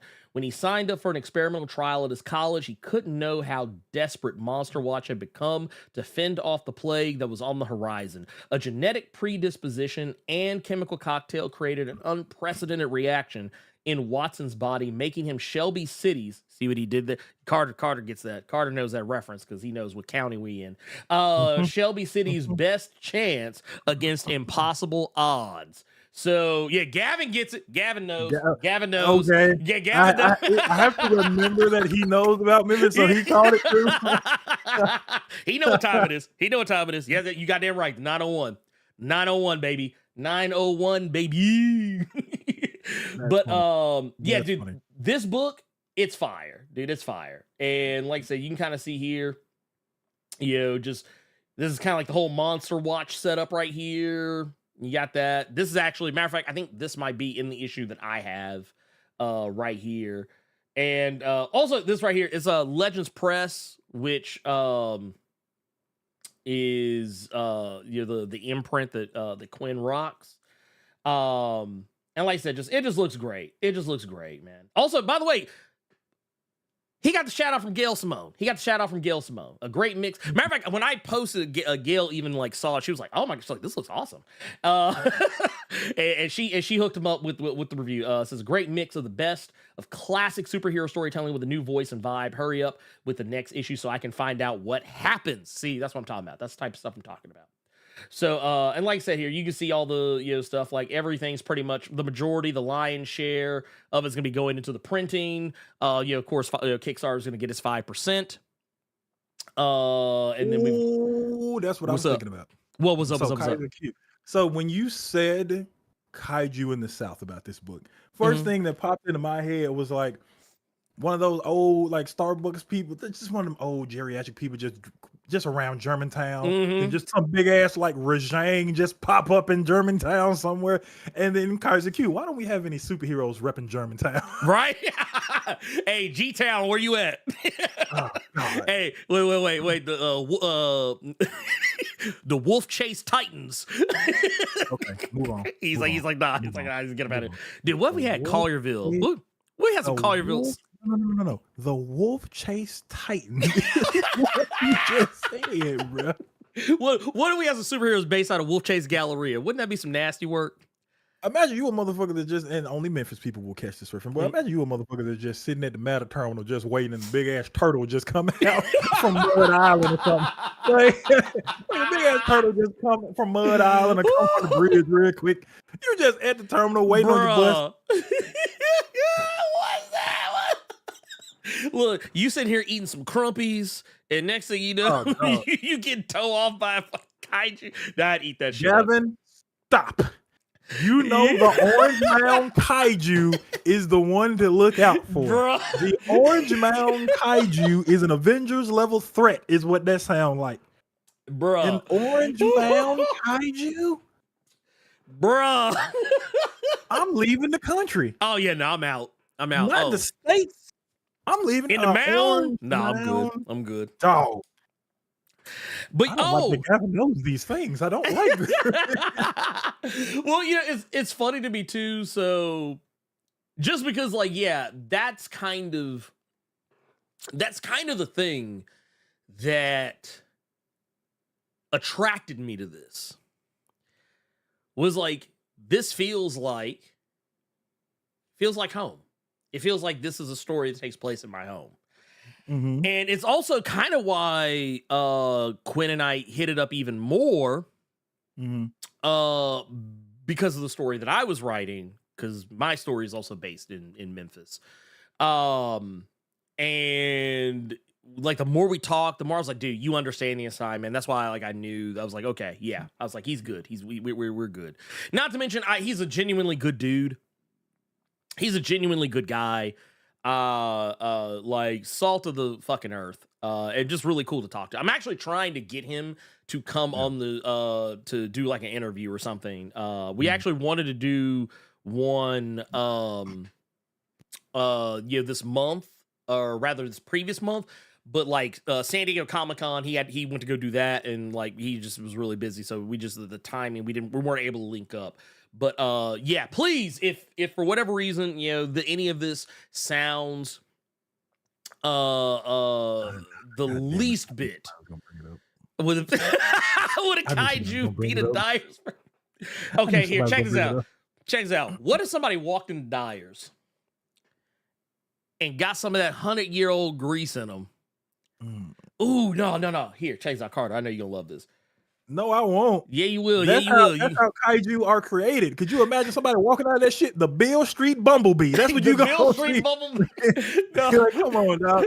No, wait.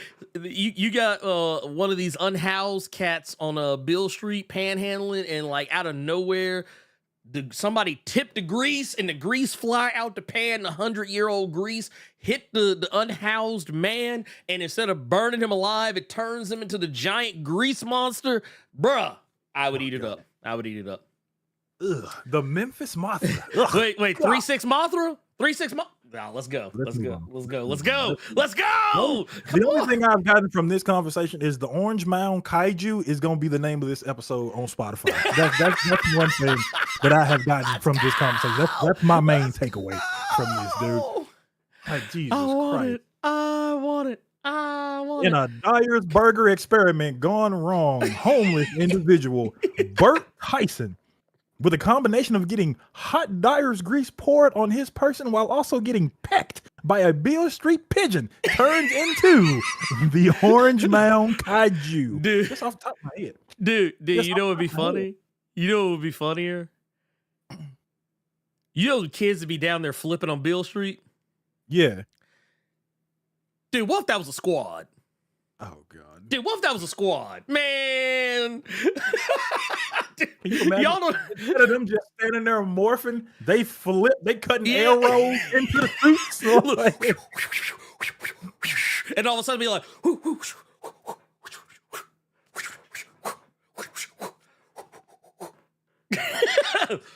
Memphis Sentai, Flipper Man. Dude, actually, you know what? That's a good idea. I'm gonna write that down. I'm actually gonna write that down. Because I know Quinn will get a kick out of it. He'll get a kick out of it. Here, let's see.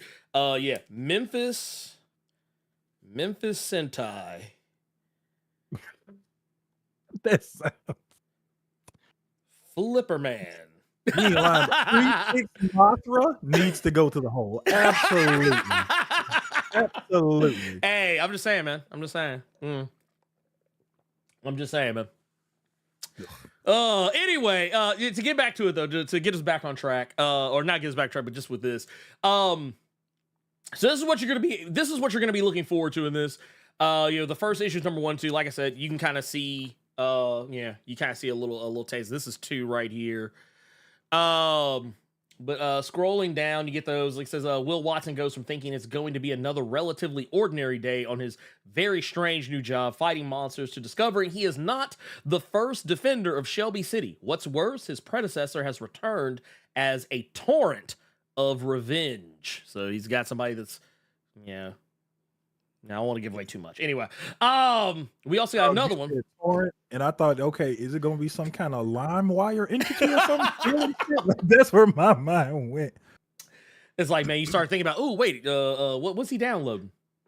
But no, we got Street Justice, which is issues number 3 through 5. Says before Will has time to process all that he's just learned, he's come to discover he is not the only superhero in town. This street level vigilante is determined to do the job. She is convinced he won't. Will their combined power be enough when a shocking new kind of kaiju emerges to threaten the city? And then we get to the Once and Future King, issue number 6. This is the greatest tragedy of the Wildfire contagion is the effect it can have on ordinary people. Lucas Vassar was a security guard whose best friend died in senseless street violence. When something begins to change him, his pain becomes something he can share with an entire city. And then comes the shaman. Look, scroll back up. Look, right there.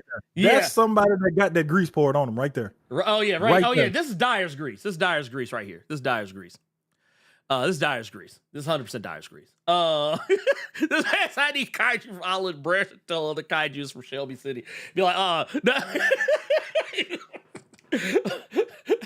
or like how folks from West Memphis try and claim that they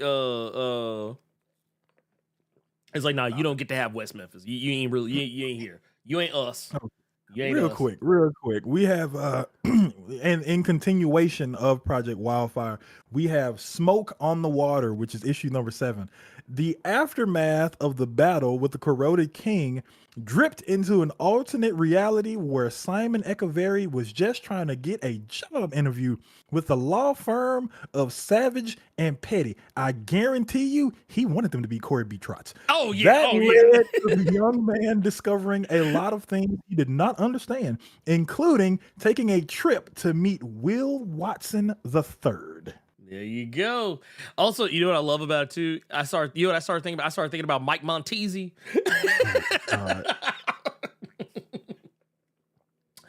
Ooh. What was it?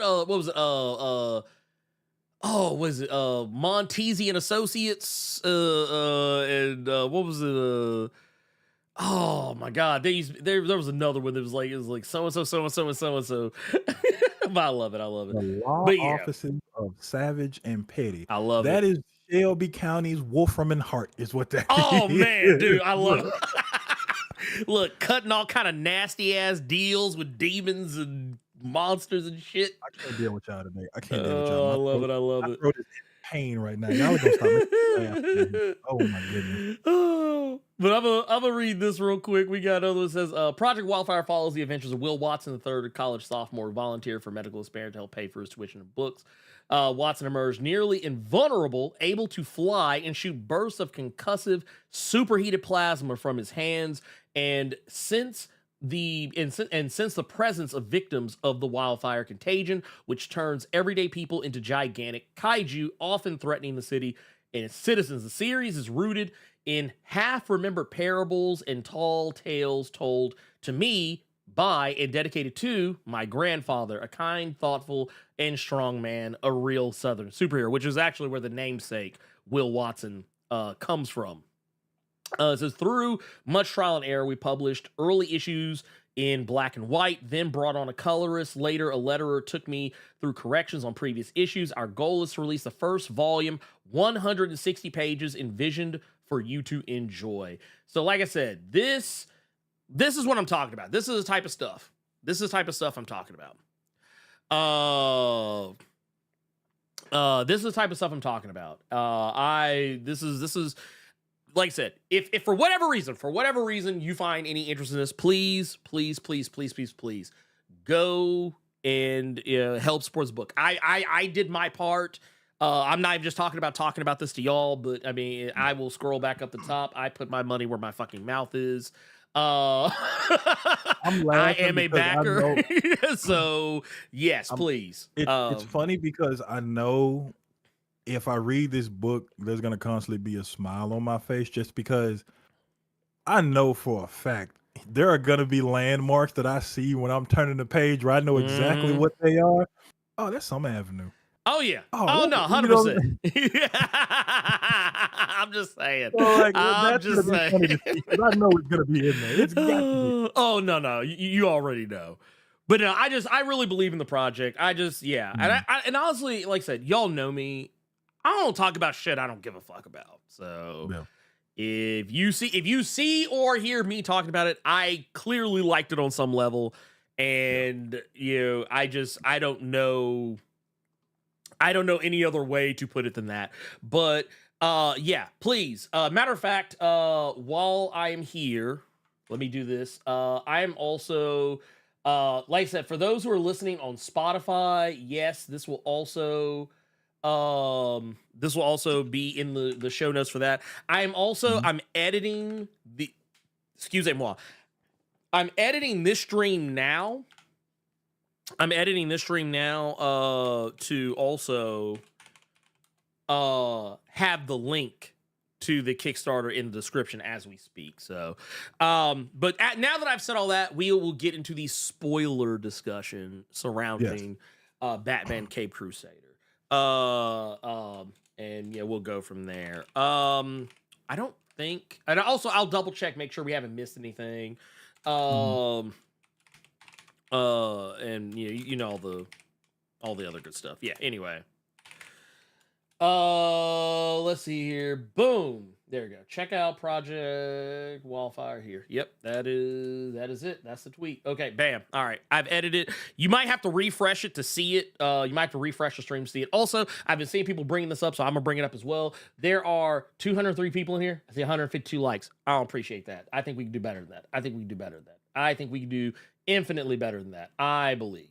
Just me though. And also here, because I think there's a super chat here. It says, is there any chance here? Hold up. Is there any chance you two could do an interview with Gavin during a drawing session? Just think it'll be a cool episode. Love the show. Hey, if Gavin has the time, I wouldn't be against it. See, interview, I don't know. Having a conversation that then just if certain questions are asked and shit like that, like I'd more so want to chill. I would treat it as a trip session. I wouldn't treat it as an interview. I would if I don't want to put words in anyone's mouth. There you go. Gavin just said I could bullshit and hang out. Yeah, that's like honestly, you know how and I know Carter, you probably are thinking along the same lines as what I'm talking about. I would treat it the same way that Ryan Stegman does his, where he's just chilling. He's drawing. Everybody else is kind of bullshitting, and he's kind of bullshitting along with him while he draws. That's kind of what I'm thinking about. I wouldn't, because also I know for a fact, speaking from experience, it is very difficult for me to hold a cogent thought while I'm drawing. So I wouldn't expect anyone else to do it either. I think, for me, it's largely because I'm scatterbrained, but like I wouldn't expect anyone else to do it because like whenever I draw. And some of you who are patrons and channel members, you know this, I will smooth be mid-sentence and completely stop talking. So there you go. It comes and goes. But yeah, that, like I said, actually, and I'm going to tell you what, Gavin, if you're down, like I said, we can do it. It ain't no thing to me. It ain't no thing to me. I'm always down to talk some shit. I am always down to talk some shit. Yes, it was rough. I said we can rap. That's what I always feel old when I say it, but like it's true. Because I'll use like when I talk to my daughter, like, hey, let me rap with you for a little bit. This is how you can confirm it. Let's say there was a Sprite in the fridge and you were having a conversation with your wife and you finna go to the fridge and grab it. Do you say, I'll be right back, I'm just finna go grab this drink? Or do you say, baby, I'll be right back, I'm finna go get a pop? I say get the drink. All right, you ain't there yet. You still, I'm good. You're still a young gun. I'm a young gun. Still a young gun. Cool breeze. And you okay, I messed it up. I'm sorry. I apologize.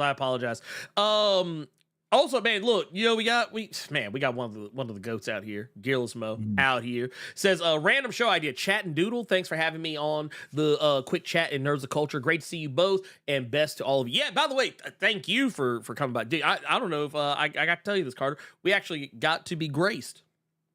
We got to be blessed on the call-in segment. Oh no, I was there. I was just at work. I was listening. I was in my office and I was just like, oh shit. The director of S.H.I.E.L.D. then jumped in. The director of S.H.I.E.L.D. then jumped in real quick. Well, then you probably heard where I said, because I think Jasmine asked if we would do this on here, and I said that's up to Carter. Yeah. That's up to Carter. Yeah, but I'm always in a Nerd Culture stream. I'm just not saying nothing until like I see somebody do some stupid shit, and then they get yeeted, and then they're just like, "Wait, who did that? Oh shit, Carter!" Carter, like struck. Yeah, Carter. I'm gonna tell you what, dude. Carter, like, we were joking earlier about this with Batman Cape Crusader. But Carter do be in the chat like this. Like you be thinking like you just out here just like doing your thing. And then Carter just pull up right behind you. You don't even know. You don't even see it. Man, dude, thank you for that. Also, man, thank you for, man, 43 months in the goddamn diamond mine, dude. Love to see it. Love to see it, man. Thank you so much for that. Also, by the way, man, don't work too hard, man, because I know you say you were working when or I think you said you were getting ready to go to work or whatever when you jumped in. So yeah, please don't be working too hard out there, pimp. I appreciate you. Also, you know what? Gearless, I'm gonna hit you after the show. There's some that there was something we were talking about the other day, and I'm gonna hit you up about it here in just a little bit. Oh, and Gavin says I'll have to figure out some stuff on my end technologically, but I'm down. Hey, look, wait, just let me know. Just let me know. And he also said that he just backed and boosted Wildfire, and I still have it up, so I just caught it. So yeah. Hey. That's what. Yep.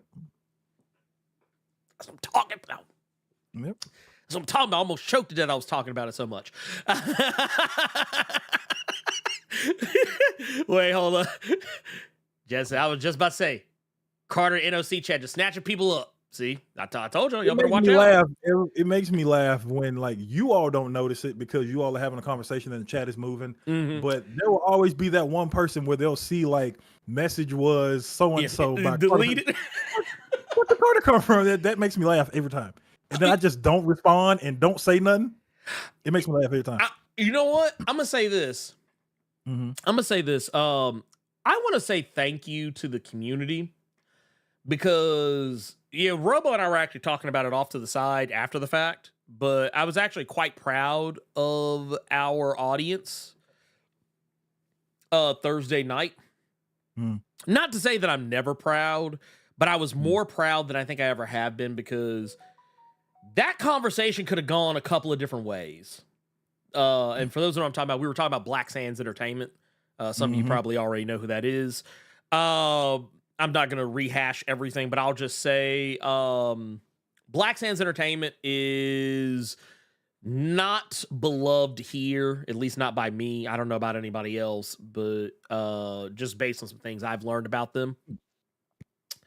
And I actually really appreciated that people allowed us to plead our case about them, and because I remember a time, that too in the Egypt, that too, that part too, like it was the most constructive thing, and that's something that like we were talking about is like, you know what, it was one of those situations where we had discourse about the thing, and we also had a little bit of pushback about a particular aspect of it. It was handled respectfully. It wasn't treated like some antagonistic thing, and I think everybody was all better for it.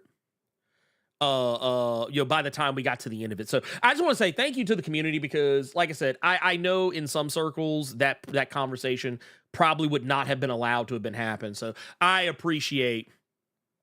Oh, he said he got worried. I didn't even know what it was going to be about. I thought Nerd Large was going to cook Robo shit for talking about oh god, what was it? I forget which movie it was. I thought that he was going to cook him for that, but I thought it was a good conversation. It was all a good conversation. So I was happy with it, and I'm glad that we can. And I just want to say I'm happy we can have those conversations. Yeah. That said, let's get back to our Cape Crusader talk. We're going to talk spoilers here. Okay. Yeah, it was Incredible Hulk. Thank you. Yeah. Yes. And I do agree Black Sands does need a reboot with a new creative team that has diverse views, because I'm going to go tell you right now, that shit they talk about right now ain't it. I'm just going to be honest with you. I don't appreciate the energy over there.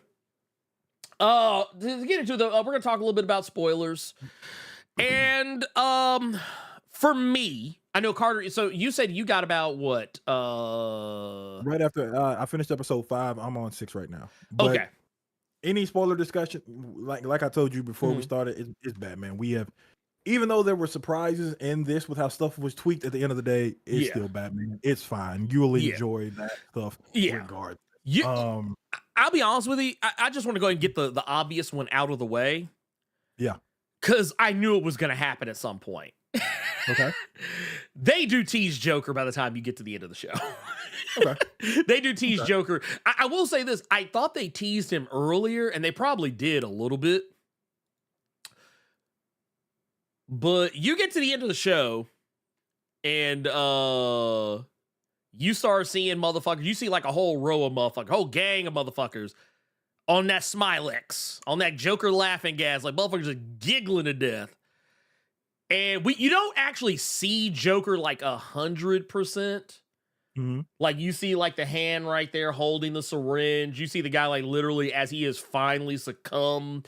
And then you get this shot right here and you hear his voice for like a split second. And also, I don't know how I feel about the voice, but I will definitely say that, do you remember how Heath Ledger's voice sound as Joker? Not like when he was talking higher, undercover. Yeah. or like when his voice would go real low.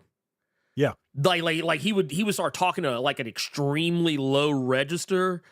Yeah, I remember the scene talking with Michael Jai White when telling him about his dad and stuff. Yeah, like that's kind of what it reminded me of a little bit.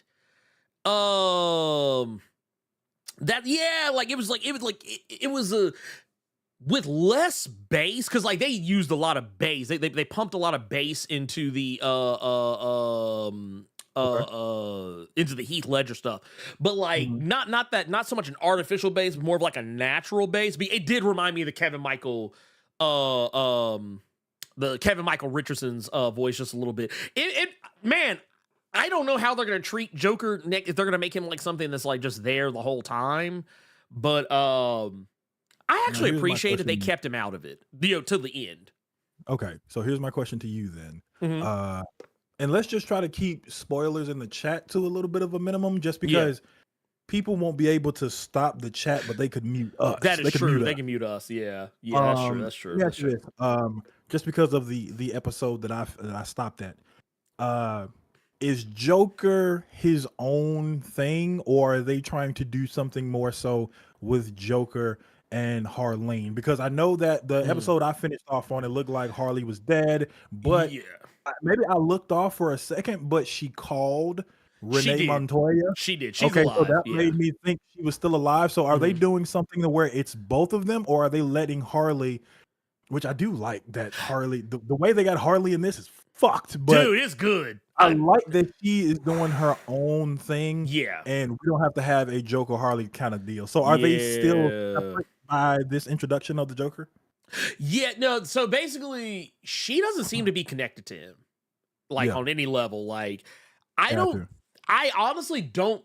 Okay, you know what I think will happen? I think if they do anything, they might have them like cross paths, but I actually kind of hope they keep them separate from one another because I actually really. Okay, so the way they did her, also I appreciated the fact that because for those who don't know, it's Jamie Chung. Which that shocked me when I saw the show notes. Yeah, that's Jamie Chung as Harleen, Dr. Harleen Quinzel. And she did a good job because, so here's what they did with her that I really liked. And honestly, you know how like you can see a version of something that completely makes you rethink how you feel about something. It's kind of like that for me with Dr. Harleen Quinzel in this.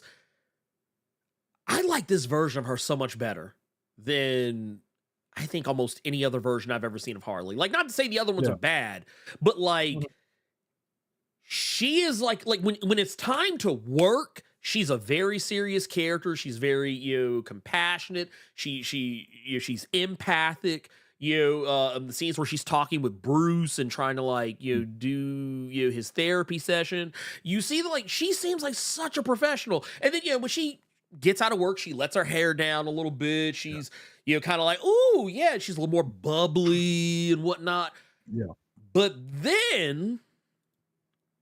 like I think when she's like away from work, she's a little bit closer to the type of Harley people are more familiar with. Mm-hmm. But when she puts on this fucking costume, there are no jokes. Like It was. ooh. I'm happy that the boys ended, but as soon as I saw the dude with tears in his eyes getting his feet tickled, that was where my mind went, and I'm like, this is fucked up. Oh yeah, no. Like about this, yeah, dude. I'm not gonna lie. When I was watching, I was screenshotting as I was watching the show. When I saw the scene, I was like, I'm saving this because I said I know Carter's probably thinking the same thing I'm thinking. I didn't know if we were gonna discuss spoilers, so if you asked me where I left off, originally I was just gonna say I left off on the tickler, and I knew you would know what. Oh yeah. Well, no, but the thing is, you know what? And you know, okay, I'm gonna tell on myself a little bit. I'm extremely ticklish, but only in one place, and it's my feet. My mother knows this, my wife knows this, my kids know this.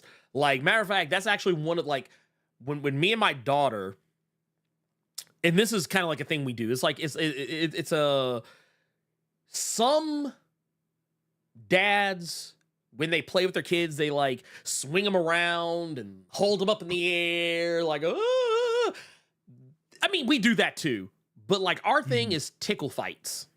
And Cersei knows the feet, that's the nuclear option. Because she knows if she touches my feet, I'm a kicker.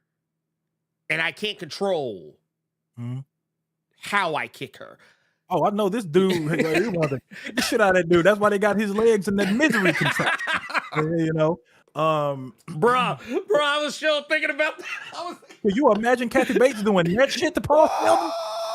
Ooh, nah, I'm good. Let them I'm get so out good. the clock of duty card, then just start tickling. It was funny because before I started this episode, somebody had sent me this video of an MMA fight. Yeah. And one of the guys, I'll have to send it to you. I thought this shit was hilarious. But one of the guys in the he was in a submission about to get choked out. And the way he was trying to defend himself, because one of his arms was locked up, was he started tickling the dude's feet. Like, I'm gonna try to fucking send it to you, but like, I had just watched that and then saw this because I sent it to a buddy of mine. I'm like, imagine somebody doing this into an MMA fight. I feel like you're gonna let the whole go just to spring on them, just for having the nerve to try to tickle your feet mid-fight. Look, that boy said the tactical tickle. Yes. You know what's funny about it is that we literally, like, Cersei and I literally had this conversation last night because I don't even remember how it came up. I think we were talking about combat. Oh, it was because of the young lady that won gold at the Olympics. Was it Imani Khalif? Yeah. We were talking about her, but like it kind of somehow it devolved into combat, like other combat sports, and somehow because all roads go from like that, we end up in a tickle fight, and me and my wife, we tag team Cersei, and then she starts trying to tickle us to get free, and then that's when it started the conversation. We were like, I wonder if it's illegal to tickle in MMA. So I just sent it to you. It's you can get up to like 20 seconds of it. 20 seconds, okay. Yeah. You can just watch the beginning of it because the cameraman's gonna zoom in. And apparently the brother actually ended up winning the fight. Because the title, it literally says martial arts master tickles his way out of a submission and wins. Oh my God. Okay, you know what? Here, hold on. I'm gonna pull this up. I'm gonna pull this up because I'm gonna be honest with y'all. What will probably happen? This is gonna be one of those things where, like, those of you who are watching this live, you'll probably be the only ones to see this because it may get cut later on the VOD, just because of the nature of these things. But here, let me pause that real quick because I literally clicked pause. You said it's at what, the 20-second mark? Oh no, you could watch it up to 20 seconds. Up to gotcha. Okay. It's not the whole thing. Here, let me pull this up. I'm gonna let's see here. Get that up. Dude. Where are we? Oh my God, that is so wild to me. Anyway, here, let's hey, look, that's us. yeah, I'm not gonna lie. Here, this part always kind of freaks me out because I'll be like, oh hey, that's me. That's me right there. But anyway, We are gonna let's take a look at this. Let's take a look at this. I'm gonna unmute the I think is this it? Yeah, that's it. I'm gonna unmute this just so we can kind of see it. I am gonna have it turned down a little bit. So Yeah, y'all I are don't gonna... even think you need to hear it. You just need to see that, like, that is a G way to stop from getting choked out. Because look how he has him. He about to go to sleep. Oh yeah, no, he's done. This dude's done. He's done. No, dude, he is Yeah, so look, good. right there, look. Ooh, not the tickle. Not the tickle. He tickled. Dude, he can't. Dude, Look at you see, this. he was trying to laugh. He tried to grab that arm immediately. He tried to grab that arm immediately. Wait, look at dude's face right there. Hold on, let me see if can I zoom this. Okay, let me. Look at dude's face right there. Look at his face. Look at you can tell over. He tried so hard not to laugh. He tried so hard. Like, just rewind that a little bit. Like, think about it. Yeah, like that is wild. Look at that. Right here. Wait. Dude, wait. Look, Someone hey, bro, added it. Someone added it. Someone added I didn't it in. hear that part. Yeah. I watched it muted. Hold on, wait. I'm gonna turn up just a little bit here.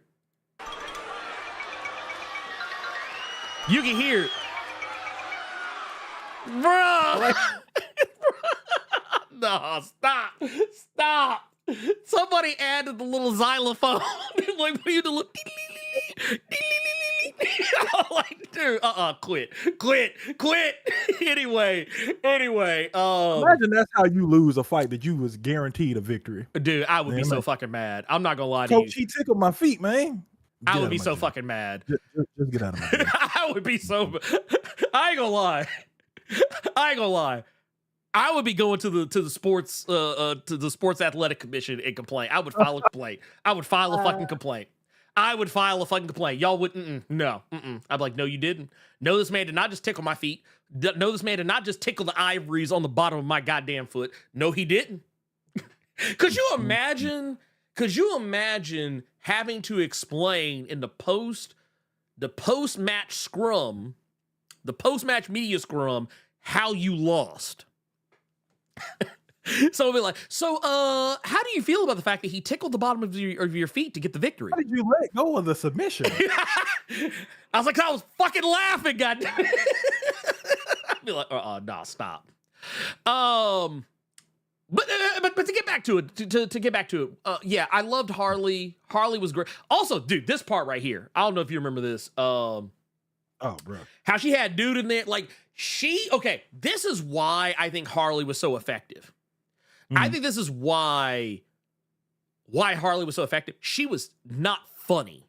She was terrifying. The fact that she had a dude running around thinking he was goddamn King Tut, which I thought was a nice nod to the actual Batman villain, King Tut. That's what I thought was going on. I actually thought the episode was going to be about King Tut. See, I kept thinking, I'm like, damn, like, early on, when you see everybody locked in there with the exception of the baby, I'm like, damn, are they trying to combine Harley and say she got the Royal Flush Gang or some shit? Right? That's what I thought. That's what it did look like at first. It did look like at first. But when the way she had these dudes conditioned, she had each and every one of them conditioned. Like, what was it? The dude that was checking for the bad bulb? Yeah, that brother looking at through all them Christmas lights. Oh no, bro. Oh, no. And then she was like, "Yeah, it's in there." She was like, "Yeah, it's in there." And he was like, "I guess I got it." Dude, he was going through them junts too. Yeah. And then the baby, like the guy that was acting like a baby, literally had this dude. He was baby talking. Oh no! When he had that hammer in his hand to go slap shit out of dude and just said pudding, bro. I fell out. Oh, it was so good. Yeah, no, this I want more of this Harley. This is my Harley now. I did appreciate, once again, going back to Gentleman Ghost, I love how, like, they kind of slick tried to make him racist, but it wasn't even just that he was racist, he's classist. Basically, I saw a video that Fantastic Frankie did. Shout out to Fantastic Frankie, but she did a video talking about Batman versus the racist ghost. And, like, technically he kind of is, but he also just hates poor people. He just hates poor people, like, by and large. But, like, he's like reverse Robin Hood. Instead of, like, stealing from the rich to give to the poor, he steals from the poor to keep it for himself. Because, like, that motherfucker literally bypasses Harvey Dent on a train that he is robbing, and he's like, yeah, get that big ass fucking wad of money out my face. Yeah. You over there, you with the lunch pail that look like you've been working like 12 hours just to make $2 an hour. Yeah, give it up. He's a MAGA American. Yes, he is. Old school. And that's the thing. That's what I always tell people. It's class warfare. It is class war. Old school racism. Yes. Gavin gets it. Old school racism. But did you have any pictures of Basil Carlo like before he became Clayface? No, I didn't get any. I should have. Okay, because the one thing that got me about that episode is basically the reason he becomes Clayface is he gets surgery from this doctor to make himself look better for these roles he wants. And I thought it was so funny just because it looked like wasn't nothing wrong with him, but he had bags under his eyes. Yeah, like he looked like Charlemagne the God with the raccoon vision. But my whole thing was, if the only problem with you is you got bags under your eyes, Basil, go sleep. Dude, no, that's what I was. You can get all the roles you want. Just take your ass to bed. I understand you trying to read your lines, big dog. Go sleep. I got you. I got one here. Let me pull this up. Sleep. He just wasn't Hollywood handsome. And Hollywood was handsome in the Cape Crusader universe. This brother just got bags under his eyes. Bro, go sleep. Yeah, that's what it was. It was like he looked like he literally had been staying up for like 8 to 10 hours on end. Like learn this script. Right. Like and then it broke my heart too, because like that was the thing I also liked about this is the villains were all I think the only one that wasn't really compelling because you don't really get to know anything about him. Yeah. Is Onomatopoeia. Okay. Onomatopoeia, which you haven't gotten that far yet, but Onomatopoeia is one of the villains that shows up. And just like you would expect, motherfucker don't talk.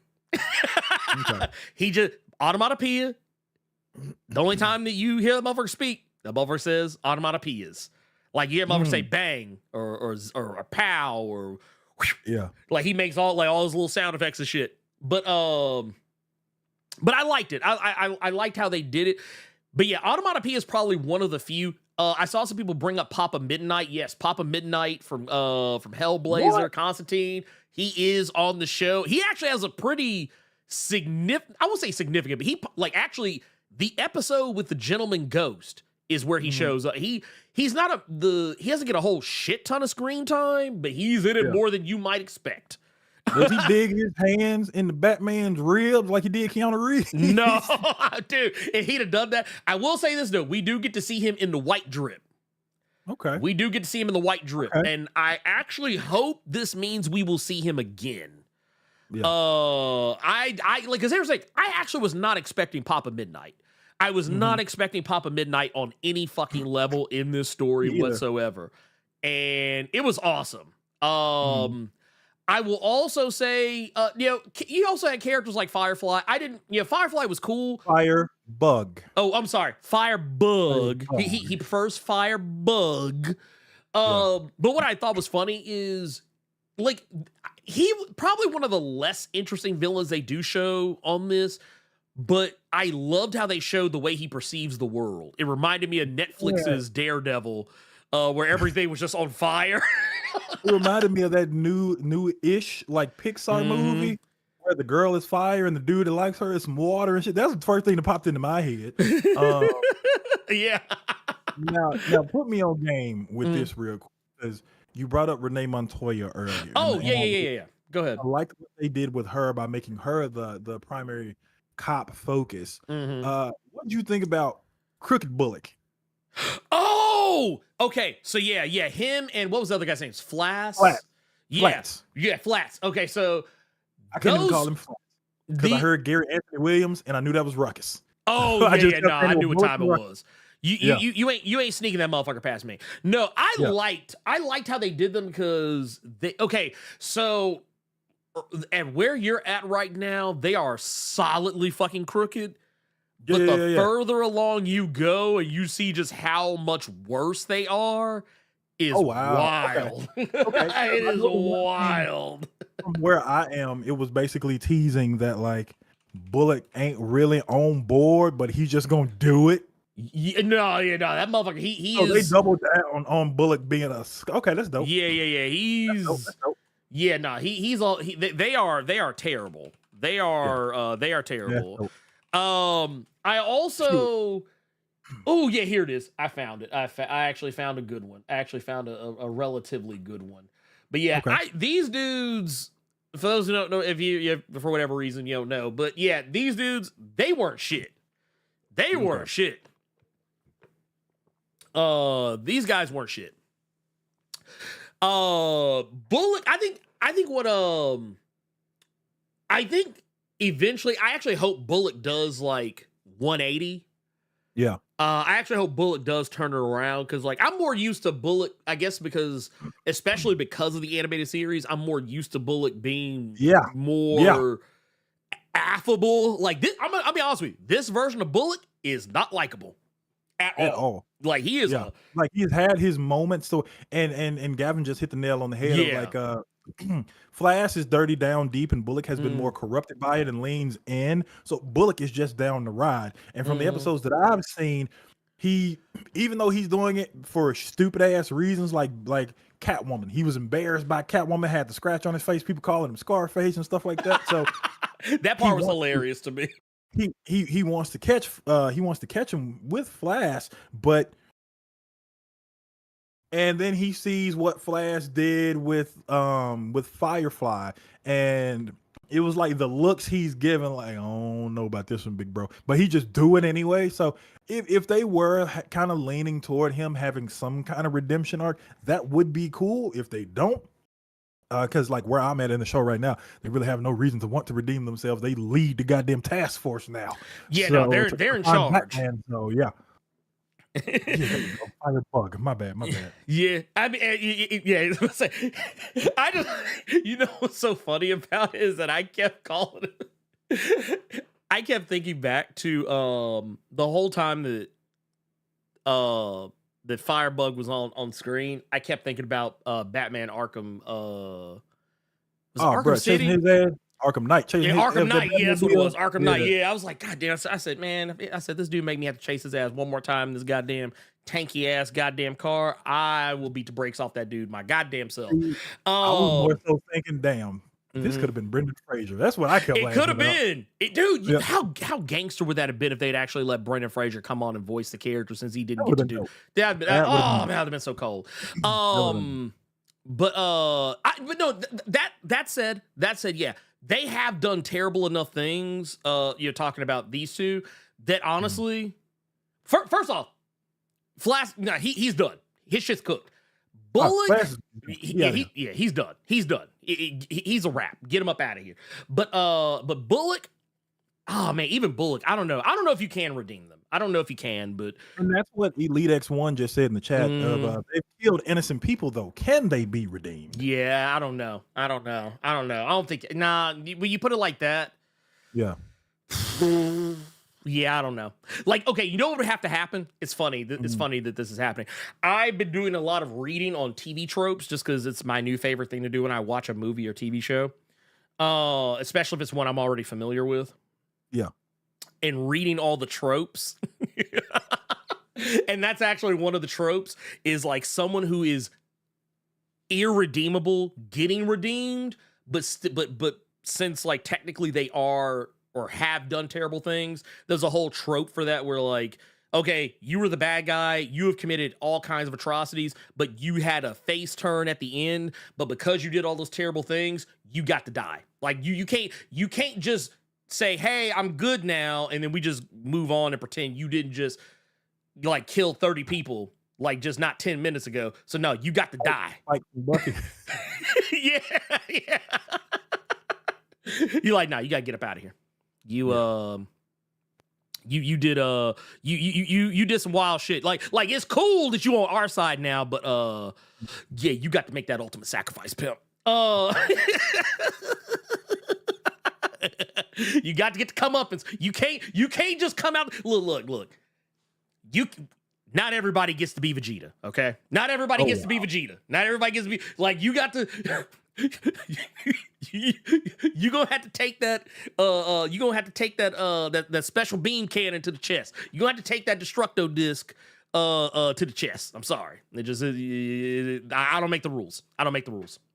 But no, oh, that was probably the most major. Well, now we'll get to that in a minute. What do you think about Catwoman? Because you saw that, you obviously saw that part. I like it. I really like that episode. Dude, the fact that was Christina Ricci just messed my whole head up. I was like, bruh. Yeah. So I'd already loved this episode for reasons other than Selena Kyle, just because this goes back to the Bruce conversation we were having, where this Bruce, you can more so tell it's an act, because when he hears that one damn reporter saying like, why would you basically be dumb enough to wear pearls in Crime Alley, and then he duffed him like in front of everybody. That dude hit the ground the same way them pearls did in Batman v Superman. you heard that dude's teeth. His teeth hit the floor like the pearls. Yeah, so I did like Catwoman. I liked her. I like that overall character, and Christina Ricci did a really good job there. She might be a little bit too skilled, but we don't know what happened behind the scenes as well. Yeah. What'd you think about her? The maid. Oh, hilarious. Dude, the maid. She was like, "Hey, can you come quick?" She was like, "I ain't been paid."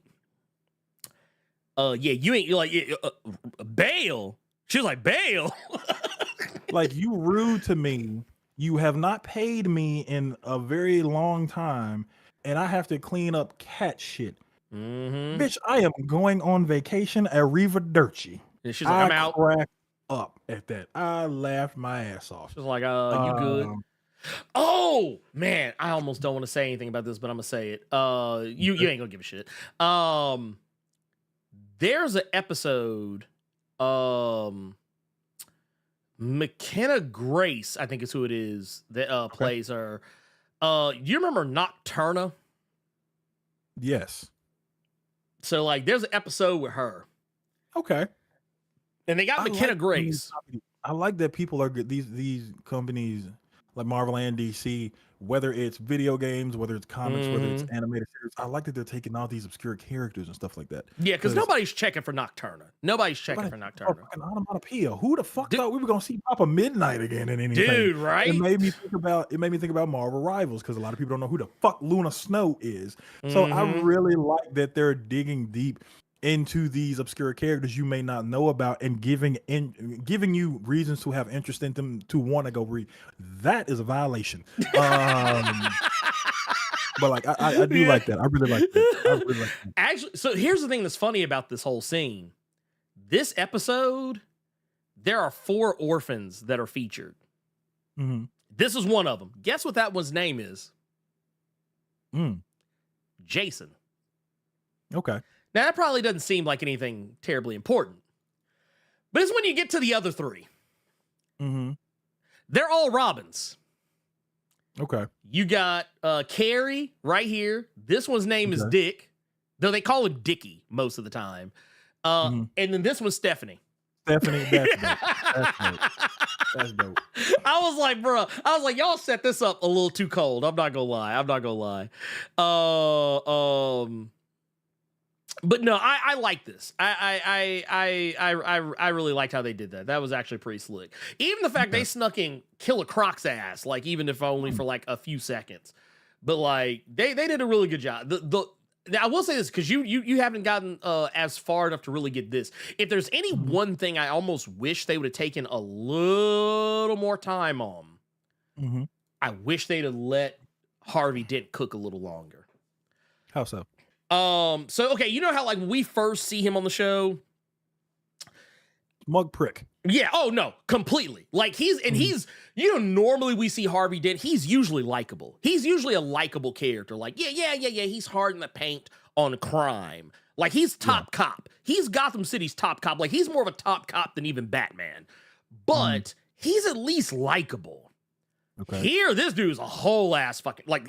I was like, bro, get this. I was like, I'm kind of waiting for this dude to catch it. I'm waiting on this dude to catch it. But the thing is, I was a little upset by was that I kind of wish they would have let him cook just a little bit longer. What I mean by that is we don't really get any, at least I don't feel we got a hint of it. I don't think we really got a hint that he had any prior psychosis until damn near after he catches it. Okay.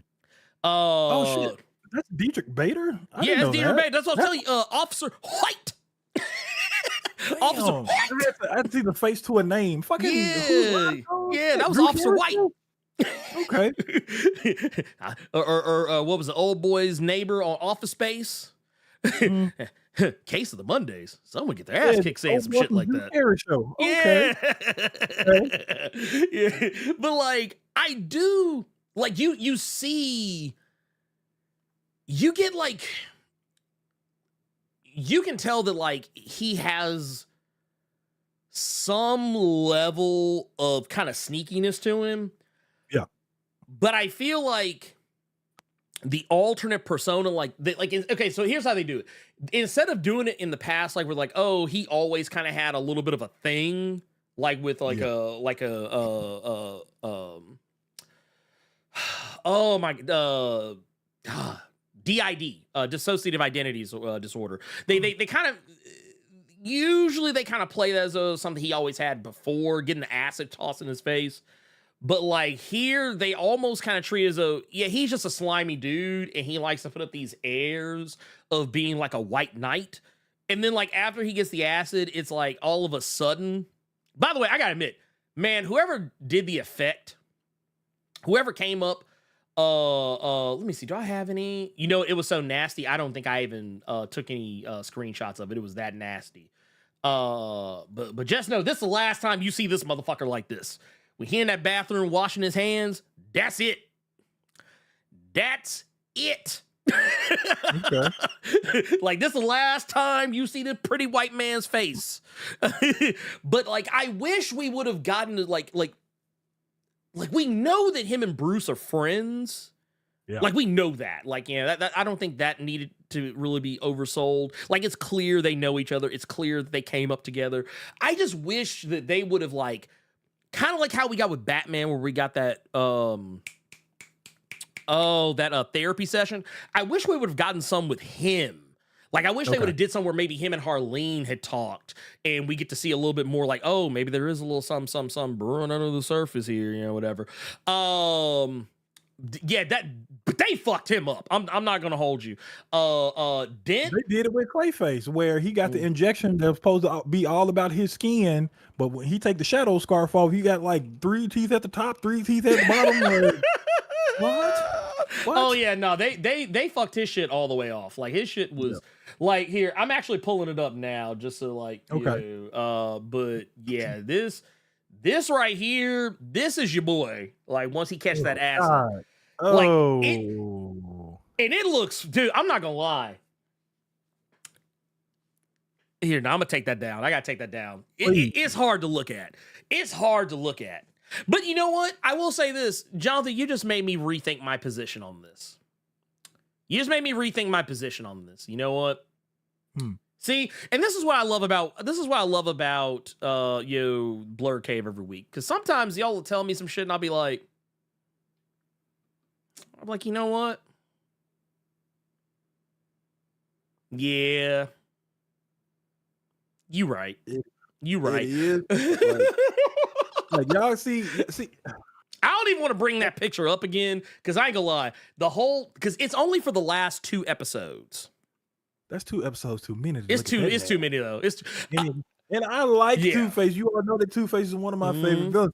I think that's one of them cases where we should have left that shit in the comics. Oh, Lord. Also, I will say this, but there is one thing. There's one thing that I did get a little bothered by in this. I don't think it's a bad thing. I just wish that it wasn't so egregious. You remember those scenes from The Dark Knight where Two-Face goes to the bar and the part where he's in the back of the cop car and he makes it flip? When he got the super armor. Yeah, they repeat those 2 scenes in the show. They and not word for word, but like when you see those 2 scenes, you're like, I think that's what it is, Gavin. I wish he was discolored. Do you mind like sketching that real quick for me? Because that what Ernie just had on the screen is a horrific thing that I had to look at. Yeah. I need to get palette cleansed. Do you mind giving a quick sketch that you want to post on your Instagram or somewhere of a better Two-Face? That was nasty. Yeah, if they would That have was nasty. if they would have discolored the other side, I think maybe Oh, it would have been a man. little more palatable. But you know what? At the same time, I feel like maybe that's what they were going for. Maybe they wanted you to be disgusted because that is something that, like, Good thing. yeah, like, well, because when I think back to the Dark Knight, like, I'm not gonna lie, the Dark Knight, Aaron Eckhart as Two-Face, Yeah. whew, I thought that was rough. When he drank at the bar and it just came down, that's why I'm right there with you. Yeah, I was I'm like, right there with you. ugh, ugh, I was like, I don't like it. I don't like it. But I will say, you know what? Yeah, the more I'm thinking about it, you know what? I take it back. I take it back. I'm okay with Two-Face like having the manifestation of DID after the acid because you know what? Now that I think about it, yeah, when you put it like that, when you say like, oh, it was a traumatic event, so it's something that sparked it. Okay, you know what? Honestly, yeah, okay. I'm rethinking my whole stance on this. I'm rethinking my whole stance on this. But man, you know what? I tell you what. You know what? Yeah, the more I think about it, they did Two-Face about as good as you could have done him. They did it about as good as you could have done We're him. trying to do something that's a little bit more real and stuff like that. Okay, I get why they did it. It's nasty. Yeah, but I get why they did that. I get why they did it. You know what? I'll tell you this much. How they did this season. Yeah, I'm curious to see how they'll do something like Mr. Freeze or like excuse me, like a Scarecrow or maybe like a Riddler. I'm really curious to see how they would do that now. Can I ask you how they did his voice when he was Two-Face? How was that? His voice didn't change really. Okay, I tell you what. So you know how like in the old Batman TAS, how like he had his normal voice and then he had like Big Bad Harv. Big Bad Harv. He kind of has a little bit of that. But instead of it being so gravelly, it's just more of a mean sounding. Instead of his normal, like, oh, hey, here's where I'm at. It's more like kind of like how Batman does. Like you have like Hamish Linklater, how he does his Batman voice. He has his normal Bruce Wayne, and then when he's Batman, he has to speak. Yeah. I gotta do. I'm the Batman, and you're out too late. And I'm gonna throw the smoke bomb in your face. That's basically what he does. It's not quite as pronounced, but that's kind of the extent of his Two-Face voice. Like it's not any so much different as it is, just the tone is different. A little more frayed. That's and honestly, I kind of, I don't know if this is possible. Maybe it is. I don't know. Because, I don't want to put the cart before the horse because obviously Bruce Timm and Ed Brubaker, they know what they're doing.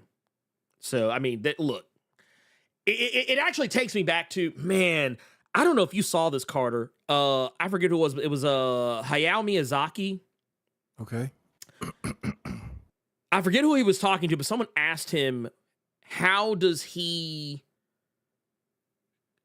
Like, where does he, when he's writing a story, it was basically to the tune of, when he's writing a story, at what point does he think about what he wants, and what point does he think about what the fans want? And he gave a very blunt reaction to it. He said, I don't ever think about what the fans want. That's kind of what I'm thinking about, like right here with what Bruce Timm and Ed Brubaker are talking about.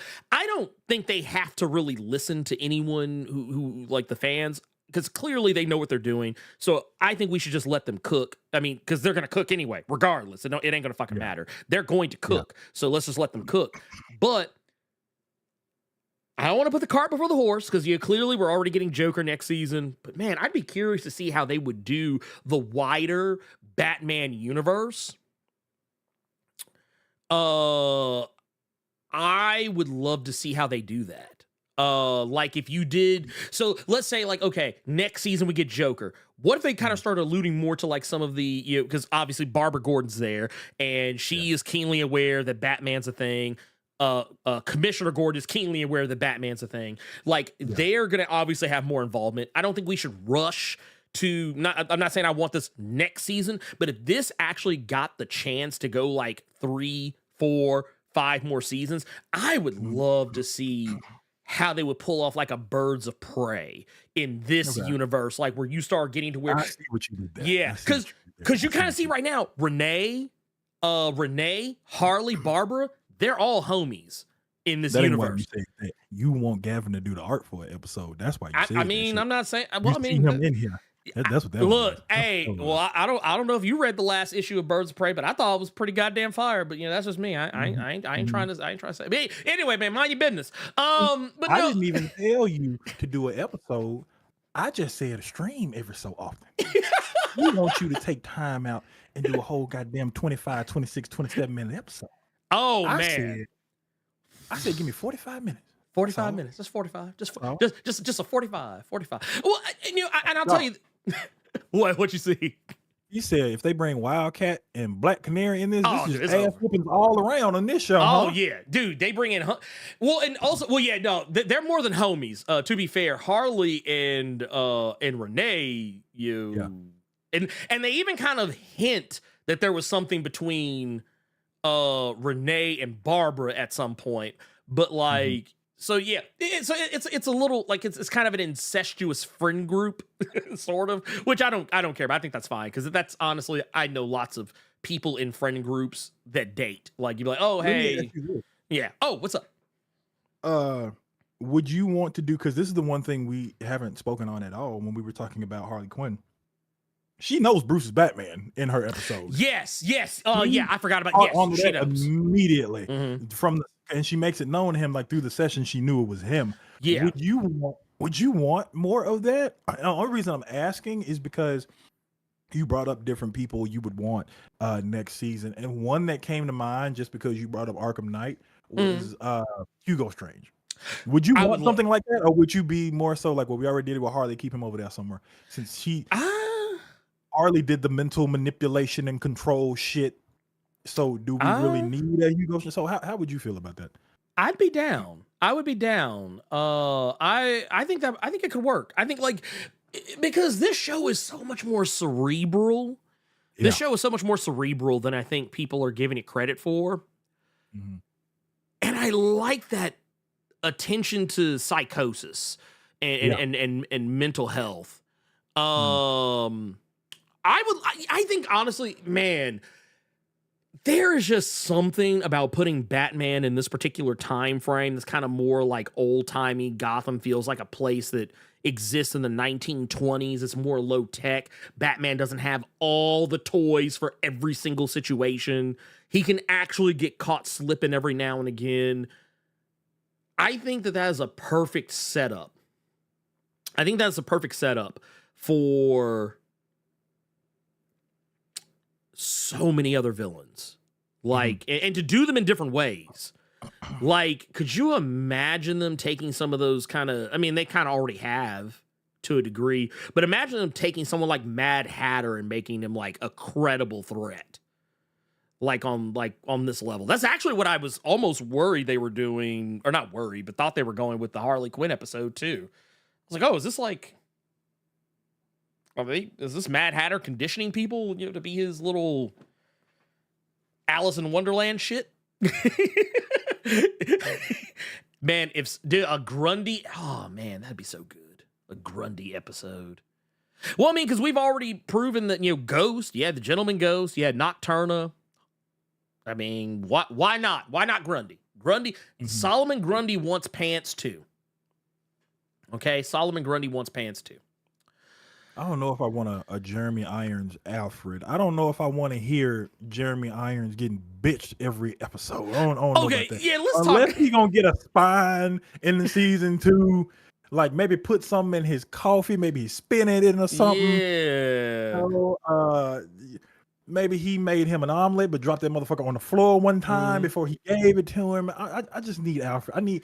Yeah. You're not gonna keep calling me Pennyworth. No, Well, I will say though. We're in spoiler. It says, but I'll just say this. This does also remind me of the Batman in so much that as far as the arc of the relationship between Alfred and Batman, to where it is tense at first, and then as it goes along, it lightens up. But man, the whole time I wanted to slap the fuck out of Batman. I wanted to slap the fuck out of Batman. And that goes back to my point about Bruce being more so a goddamn nut job in this, because I remember, like, imagine you just a butler for a rich family. You've been raising this child for years, and you just wake up one morning and he just staring at your ass at the front of your door saying, "We getting everybody, and you helping me." He was just like, sleep. Who going back to bed after that? I ain't gonna lie, I'd have left the house. That's how motherfuckers caught it in Children of the Corn. I seen it. Dude, you know, look, I'm not gonna lie, for whatever reason, I started thinking about like Orphan. I don't know why I just started thinking about Orphan. I was like, oh, you a whole serial killer. You a whole serial, like any other show would have turned that into, oh, Batman the sociopath. Any other show would have turned oh yeah, he's a sociopath. But yeah, I need I'm gonna need to see more of the growth in the relationship next season of Batman and Alfred. It does get better by the end. It does get better by the end. But yeah, it's one of those things that like you kind of have to put yourself in the mindset that instead of this being a Bruce Wayne who has always appreciated Alfred, throughout his life, this is a Batman who doesn't see him as a father figure yet, or maybe he does, but not like in a emotional way, like just more of I feel like he looks at him like he's more so, you just here for a paycheck. Yeah, that is kind of how it feels a little bit. Like, and there's even some moments, I think there's even, oh yeah, the Gentleman Ghost episode, because I don't think Lucius shows up. No, he does. He shows up in the earlier episodes, but Lucius shows up more in that episode than probably a lot of the other ones. But there's a moment where like it becomes clear to Bruce that Lucius and Alfred know each other pretty well, or at the very least, they've had more conversations than Bruce is aware of. So, but yeah, he keeps calling up for Pennyworth, and I was like, I'm gonna need you to. But first off, you know that show. Okay, all right. You know he got bodies. He's smiling in his picture, but he got bodies. I don't know if this Alfred got bodies, man. Honestly, maybe he just put sugar in somebody's tank. I don't know about this Alfred. Well, no. This Alfred don't seem like, or do they allude to that? No, they do. They do. They let you know that they let you know he wasn't always a butler. Like it's not. I don't know if he was on some secret agent shit, but like but they let you know that he wasn't always polishing the china in the cabinet and making dinner and shit and cleaning up. Hey, I'll finish today. I will absolutely finish. Yeah, it's like I promise you, this is like, man, I went into this incredibly cold. And when I say cold, I don't mean just like not knowing a whole lot. I mean like I honestly wasn't even terribly excited to watch it, but man, I started the first episode and before I knew it, I was done. And it was so good. Here. And you know what? That's a good opportunity to switch gears here for a second, because we got a couple of super chats I'm gonna bring up. We got one here from Paris Duel with a 10. Says, I appreciated the show leaning more into the mental condition of some of his foils as opposed to cackling villains. On a separate note, go Team USA during the Olympics. Love what y'all do. 100K. Hey, we're getting there. I haven't looked. I haven't really. You would think I would always be looking, but I haven't looked in. I haven't looked at a little bit here. Let me. I'm actually gonna take a little. I'm gonna take a little quick peek. I think right now, we're like 98.3K. Man, we're gonna get there. I believe it. I believe in the process. We're gonna get there. Oh no, I take that back. 98.4K. Right now, 98,404. Man, let me put some respect on it. I apologize, y'all. I'm so sorry. I did not mean to. I did not mean to disparage y'all on any level. Goddamn, I'm sorry. I'm out here fucking up. Also, man, Paris out here with the 5 gifted. 5 gifted out here, just doing the Lord's work. Doing the Lord's work out here. Love to see it. Yes. Love it. Also, we got Jasmine here with the 15 out here. Says, speaking of Charlemagne, I read the Marvel mini that he wrote featuring Blue Marvel, where Blue Marvel meets Charlemagne, and he says he listens to his interviews all the time. I told my brother, he said Blue Marvel would never say that. Dude, man, you want to talk about it, man? Get your ass up out of here. I'm not gonna lie. There's no way. There's no way. There's no way. I don't see Blue Marvel listening to the Breakfast Club. I don't see Blue Marvel listening to the Breakfast Club. I don't see it. I don't see it. No. That first off, you out of pocket. You out of pocket making that motherfucker talk to Charlemagne. That was some egregious level of self-inserting. Hell to the no, he didn't. Look, no, he did not. No. Blue Marvel does not listen to the Breakfast Club. Who would Blue Marvel listen to? He would listen to like some legit shit. He would be on some higher learning, some elevated mind shit. He's listening to instrumentals, but he's not paying for Spotify Premium, so he's just letting the ads play. No. Shit he's doing while the music plays. No. I think he's just listening to just random instrumentals. I don't think there's anything specific. He's listening to like some podcasts or some shit. If he listens to like some intelligent podcasts. Yeah, he's listening to some soft jazz, or something like that, like some easy listening. He's not paying. And yeah, Gabby, you're right. He for goddamn sure ain't listening to no goddamn Joe Budden. That's too much. That's too much. Look, I'm gonna need Marvel to retcon that immediately. No, he don't. We also got extra out here. 47 months in a row. Blerd Club Silver says, happy Saturday, fellas. Just checking in at work. We appreciate you, pimp. Also, don't work too hard because it's the weekend. We don't do that. Levesta the Samurai with the $5 says, you recommended it and I watched Bosch for the first time last night. It kept me up till 5 a.m. Curse you, Blerd. That show is good. LOL. Also, it was cool talking to you on Thursday. Appreciate everything y'all do. Hey, we love you, man. We love you back, man. Look, I'm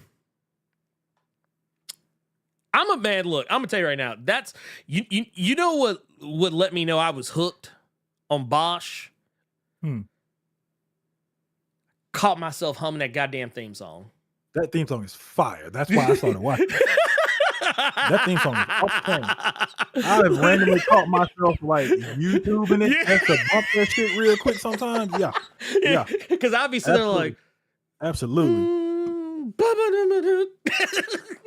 Like some cold shit is about to. I'm about to do some cold shit at work when I'm playing that. I ain't doing nothing but going to the fax machine. But hey, that was the coldest way I went to the fax machine when that music was playing. Oh yeah, that thing is off chain. That is some that's the music you play when you about to do you about to get ready to fuck some shit up.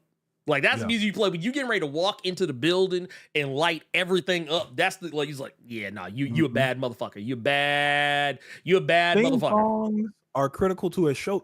I would say that theme songs are critical to everything because a lot of people want to see me streaming like Street Fighter because you all know that I'm a fighting game guy. And I told a lot of people that I want to play with M. Bison in this new season of Street Fighter 6. Oh, wait a Not minute. because he's a really strong character or anything like that. Oh, you good. I think we're back. But yeah. I want to play with Bison. Oh, it's doing it again. I see it. I want to play with Bison because Bison's theme in Street Fighter 6 is fire. So, 100%. Yeah. I think I was doing too much at the... Oh, it's doing it again. Hold up. Wait a minute. Yeah. Yeah, it's doing some wild shit right now. Well, let me... Uh-oh. I'm closing some shit down just to... I'm trying to make sure I don't have what's-his-face open while we do this. Here, I know what I'm going to do. Here, let's do this. Let's close some of this shit. I got a lot of shit open, so we're just going to close all that and... The audio is good though. That's good. Yeah. I think like we're live. Everything is moving like it is supposed to. But yeah, I think that's what it was. I had a shit ton of windows open, and I think my computer was trying to tell me, "Hey, you doing too much. They're like, you in the 128 club, but stop playing. Stop playing. that said here, and actually, because I'm terrified of messing with anything. Here, I'm just gonna do this the manual way. Uh-oh. No, you good, Mhm. you good, you good, you good, you good. No, I'm just. Oh wait, no, I can't. Actually, here, let's see. Did it break? Okay, no, it didn't break. We're back. We're good. We're good. It was literally I had too many like browser windows open. That's what it was. Let's She get said into Charlemagne came for us. it's on the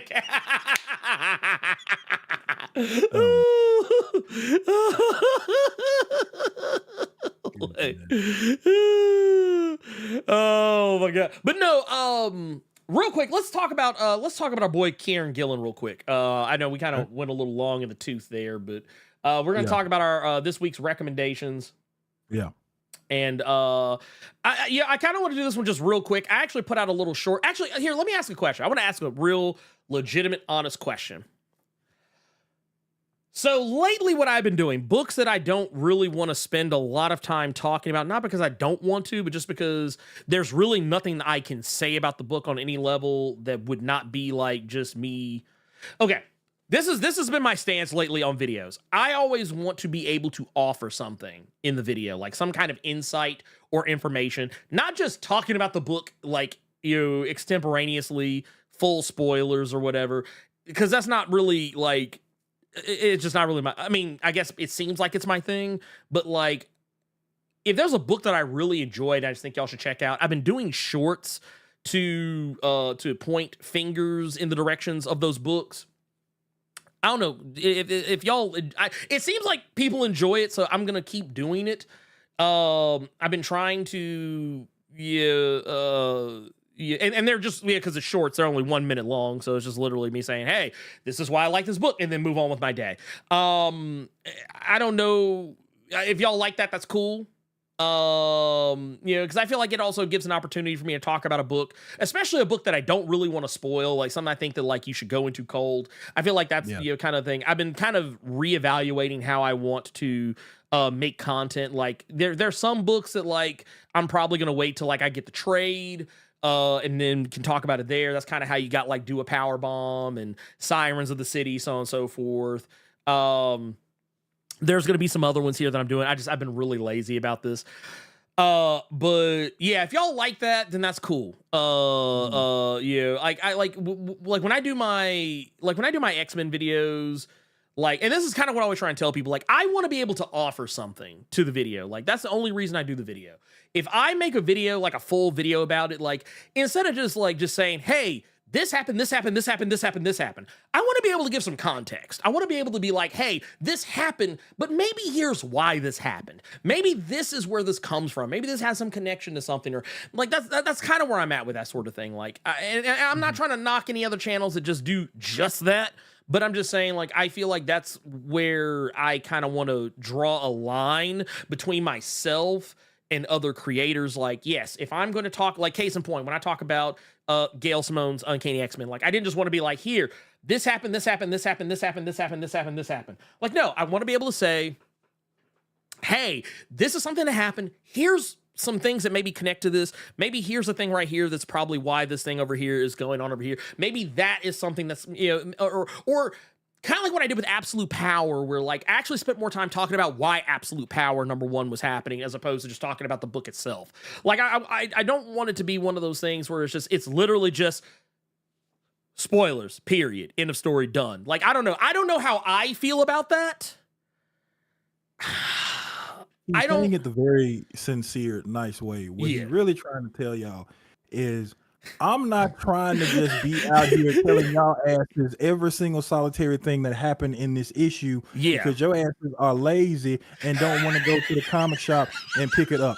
I'm gonna tell you all some key things, how I feel about some things, and if that interests you, get your ass up, go to the comic shop, open your phone, buy it online, and then you can judge it for yourself. Everything he's trying to say is basically, if you're somebody who just don't want to read something, you expect me to tell you everything, you ain't getting it over here. Get your ass up and then go read something. Well, that's all we do at the end of the day. Go read something.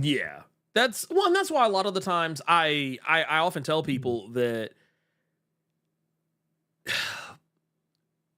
when it comes down to it, because I'll see sometimes some people will make a comment say, oh, well, you didn't talk about this in this book. You didn't talk about that in this book. You didn't talk about that in this book.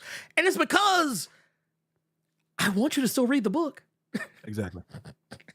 I just want to talk. I just want to be able to give you. Boom. Yeah. John Stewart just said it for you. You want your videos to be a complement to the books and not a replacement. Right. And that's and I don't know. And this thing, I've been trying really hard to try and find that medium, like to try and get to that point. Cause like I actually talked to some people a ways back about this, and it's kind of what made me have the opinion that I have about that. Because I don't want to just be like, hey, here's all the things that happen. You have no reason to buy fill in the blank book. Like, no, I don't want to do that. I want you to go buy the book. I just want to talk about the thing. And I do feel like a lot of the people who watch my videos usually are people who've already read the comic or are already going to read the comic or whatever, buy the comic, whatever. But yeah, that's kind of the thing I want to do. And to be fair, I don't think that it is not the most lucrative way. Like, it's not going to be the way that's going to make me as popular as other channels, but I feel like it's the way to do it, like, more honestly. Which I would rather do that. Just, I don't know. Seems like the smarter thing to do, in my opinion. But yeah, like I said, I'm not trying to knock anybody else, but just I want to be able to offer you some kind of supplemental add-on to the thing that you are going to buy is what is my attitude. But that's why I have kind of shifted more towards doing shorts for other books, like, and also they're quick. It's easy for me to do. I just have to remember to post them half the time. Actually, I have a ton in the dashboard that need to be posted. I always forget. But YouTube is weird. You can only post like 3 videos before like they stop sending out notifications. So I have to be very careful how I release them. And that's also, but yeah, no, it's, and I actually appreciate, I love that. There's a little bit of spice on that comment of Gadgins. I like that. I like it. I like it. I actually like it. I like that. But no, and honestly, that's kind of one of the things that I discovered recently. I don't want to make it sound like it's something that's brand new, but it's something that I think that, I was actually going by looking at like other channels and stuff, and I was like, oh, wow. Yeah, that's just all this is. But yeah, but everything, this right here, like, this is it. This is the one. Like, because like when I do my little shorts, like, I'm just like, hey, this is the blurb that is to get you in the door. To be like, hey, this book came out. This is so and so, da da da da da. Try and make sure everybody gets the credit they deserve for for their contribution to the book. And then like be like, hey, here's why you should go check this out.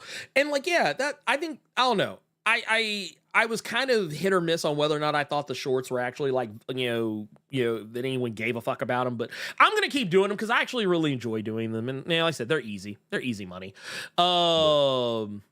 This was your Gale's X-Men review made me want to go, but I mean, I appreciate that. Like I said, and I tried not to just, like, I didn't talk about everything that happened in that issue. I didn't. I left out. There was lots of aspects. I know there were things people probably wanted me to talk about that I did not discuss because I didn't want. Once again, I want people to go buy it. And then like Gavin said right here, like so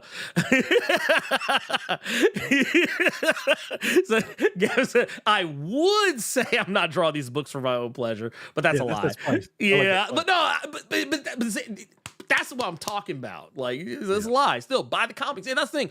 And that's why I want you, because we have a, I know it's man, I don't want to sound like one of these chuds,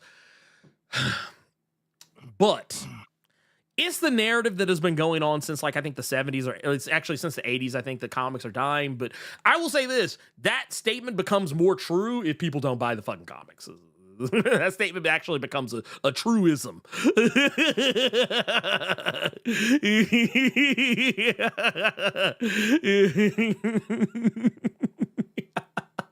Oh, but yeah, and this right here too, like, I don't want anyone to, I don't want anyone to be like, hey, I'm just gonna do this, and fuck buying the books. Like, don't. I hope no one comes to me for that. I hope no one comes to me for that.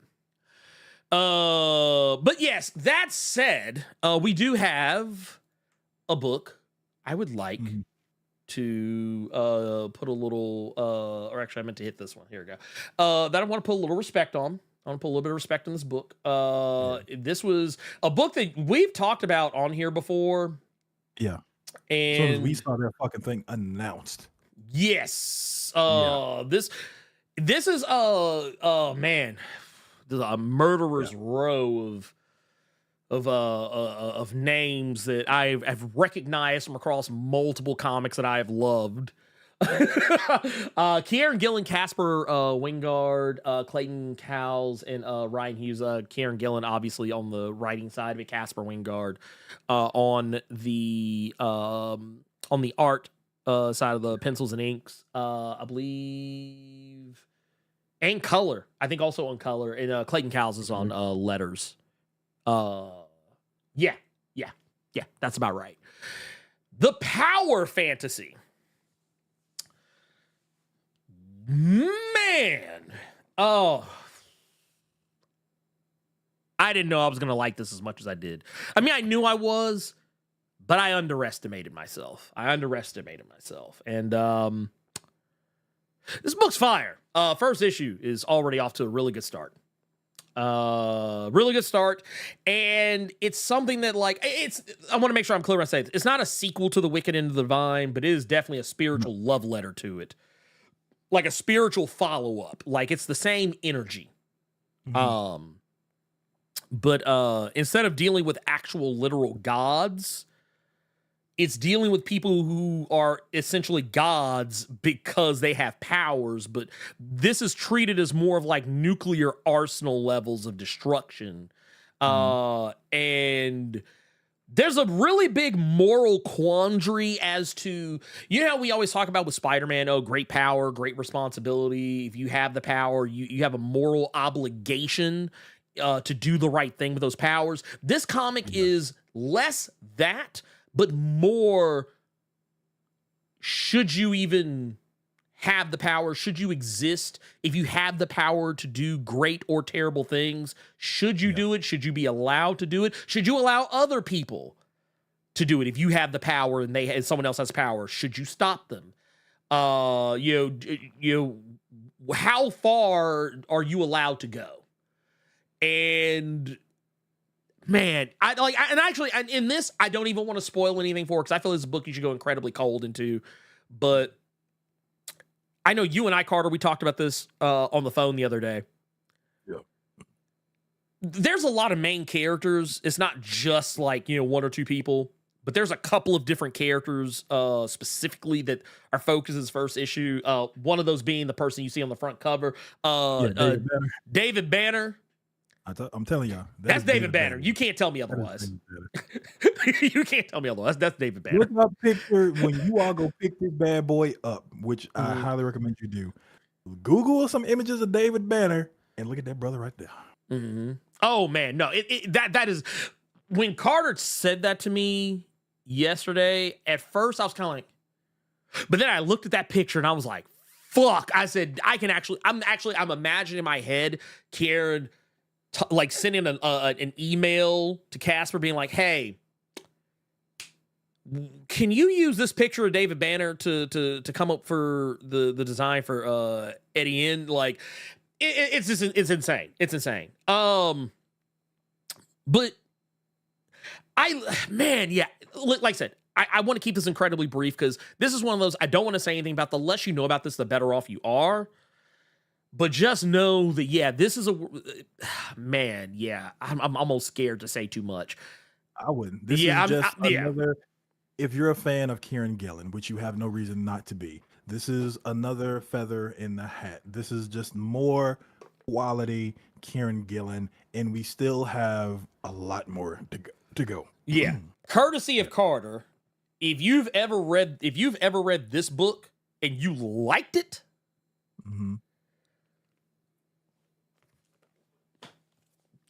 it still pisses me off when you told me about that Kickstarter for that, and it was just an art book. That made me so fucking mad. Dude, let me tell you, do you know how fast I regretted sending that to you? Because I knew, like, because when so full disclosure, Kieran Gillen recently had a Kickstarter, and it was for The Wicked and the Divine, and I thought, I was like, is this for reprints? Is this for reprints of the hardcovers? I got so excited. I didn't even read the Kickstarter. I just sent the link to Carter, and as soon as I sent it, I almost deleted it. It was literally. Keep in mind, y'all. You all know that I have a day job. I have a 9 to 5. I'm in a meeting, but I keep my phone on me, and I'm in the meeting. My phone vibrates. I go to lean and look down real quick, and I swipe the notification bar down, and I just see a link and nigga in all caps with an exclamation point. And then like not seconds later, I see, God damn it, it's just an art book. And then I just crack up. I'm in a Zoom call with several different goddamn people. And as soon as I saw the nigga in all caps, I just started laughing immediately. It made me mad. Like, and don't get me wrong. I was happy to get the art book. Yeah. I was happy to get the art book.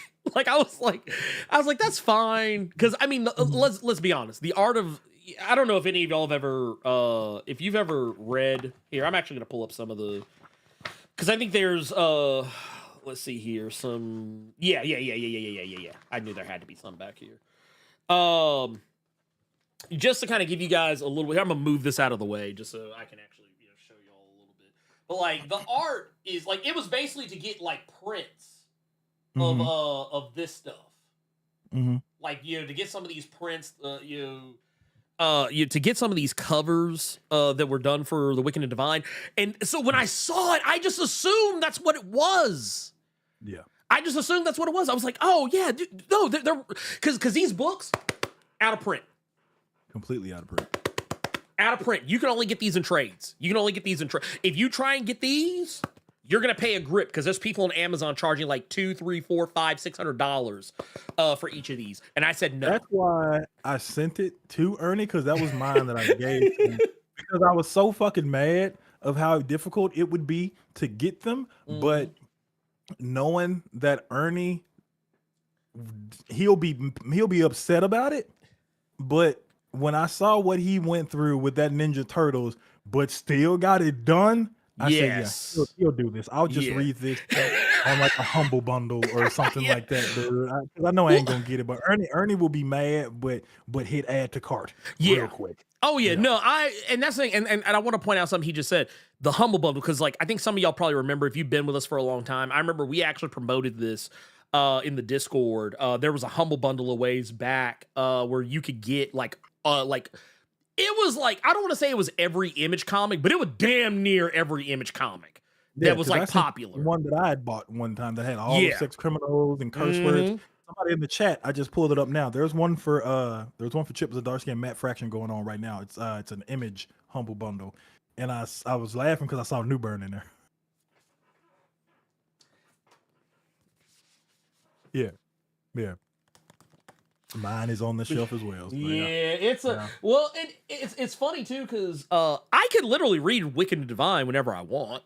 I have we both have the humble bundle, both of them. So I mean, it's not like I can't read Wicked and Divine whenever I want. But man, I'm not gonna lie, there's something very satisfying about being able to take a story like that and pull it off my shelf and just be like, yeah, I can. I'm just gonna take this to the. Oh, you know what? I'm gonna take this to the bathroom. I'm gonna take this to the bathroom real quick. Please believe. Yeah. Department of Truth in there. Department of Truth is in there. Oh yeah, Department of Truth is totally my bathroom book. It is totally in there chilling right now, right at the head of the tub, so I can just reach. Boom, right there. Please believe. Look, I'm actually. Please believe. You know what I need to do? I gotta put I've been kind of mad at myself because I was doing that with sex criminals, but I had to take it. I had to take it with me on that trip, so I haven't put it back in the bathroom so I could finish it. But in all seriousness though, I don't know if I want you to have 6 criminals in the bathroom with you, big dog. Ooh. Actually, no, I can't. I actually can't have it in the bath. Actually, it's a bad idea to have in the bathroom because Sex Criminals is one of those books. Whenever I'm reading it, I'll bust out laughing for like almost no. There was a joke made about hold. I'm a pre-game the danger button on myself. Danger. They had a joke about female ejaculation. Mm-hmm. And I hollered. That's all. That's all. It wasn't even like the funniest joke. It was just the fact that they made a joke about it, and I was just like I was sitting back. I just started giggling. But anyway. Look, Yeah. okay. The long and short of it is, go read this book. I can't recommend it enough.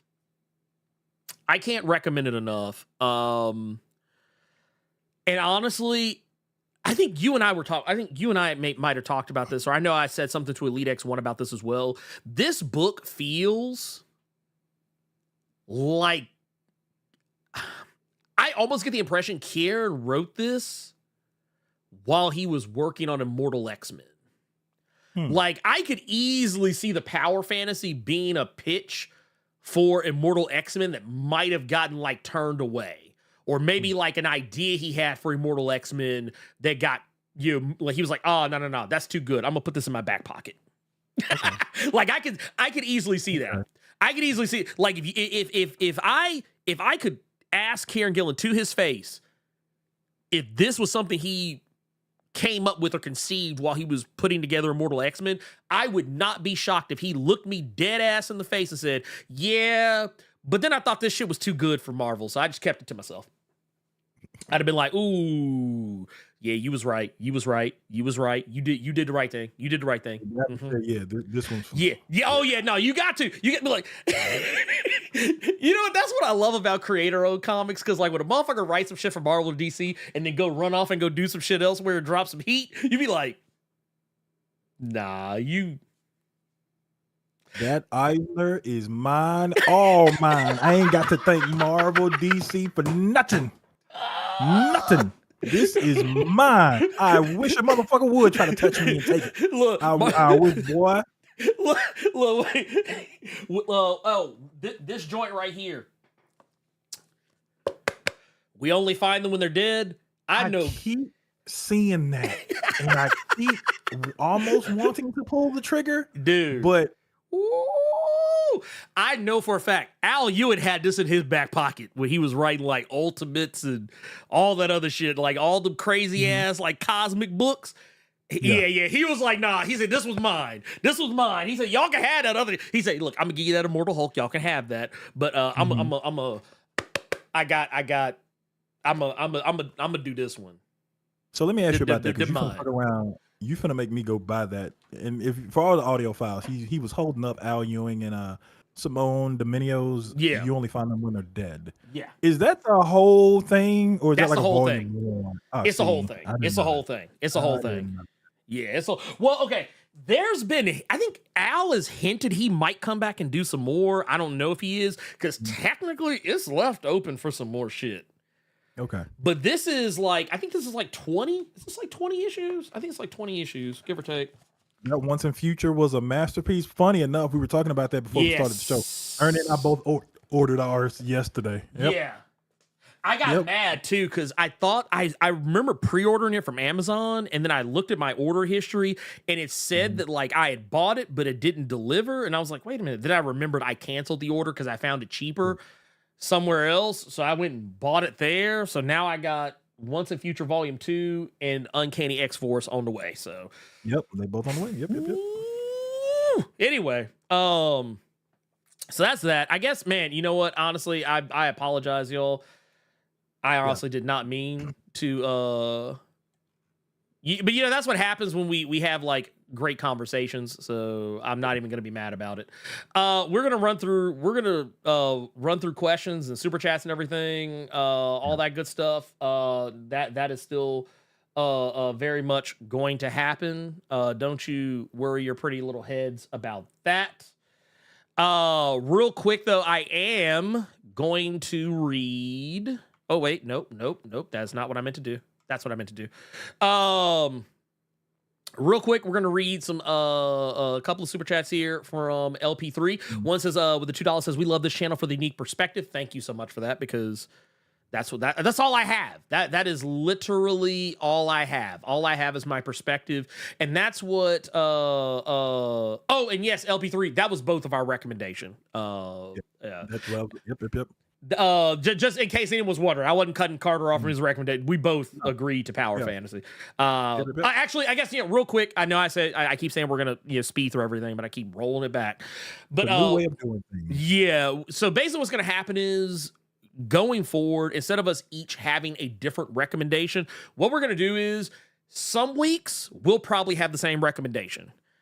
Other weeks, Carter's going to have a recommendation and I'm just going to co-sign his recommendation, or I'll have a recommendation and he'll co-sign mine. And we may even come back and revisit recommendations if it's something that neither one of us, like if he's read something I didn't, or I read something he didn't, something like that. So just so y'all know, it's honestly, it's kind of more for time, but yeah, all the luck that did today. Anyway, moving on. We also got Revolutionary Dragon with the 5 says, "Hey Blurs, I don't know if you talked about it yet, but what do y'all think about what do you think of the fallout of those catastrophic leaks from Netflix this leaks from Netflix this week be? What do you think? Oh, I get, okay, yeah. What do I think the fallout will be of those catastrophic Netflix leaks? You're gonna see a lot of folks get fired. You're gonna see a lot of folks get fired because apparently I think it affected Crunchyroll as well, which is just wild. No, Gavin, you're good. You stay. You stay. You stay.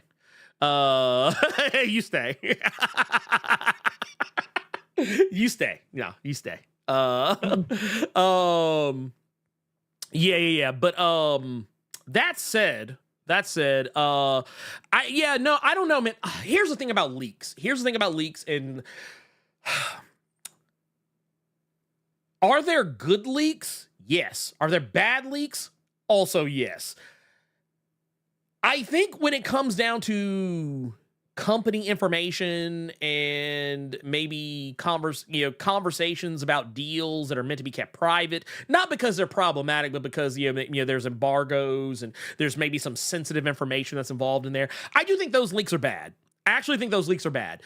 I think leaks are good when it's only just, hey, this is an anime that's coming out, or hey, this is something that we're working on. I don't really think those are bad. I don't think those are really bad. I mean, yeah, maybe they might hurt the overall thing just because, like, I only think those are bad when it gives away the story, the plot, the reason to watch. That's the only time I think those are bad. But just knowing that someone's working on something does not bother me at all. But if it's one of those things where it's like, hey, here's the thing that's coming out. Here's everything that's about. Here's everything that's going to happen. Oh, by the way, here are company secrets and information, things that are proprietary or things that are locked under NDAs. Here's all the stuff. That's bad. And that and at the end of the day, it's one of those situations where I think somebody fucked up.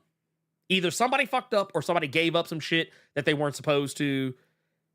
And they probably going to get fired. And honestly,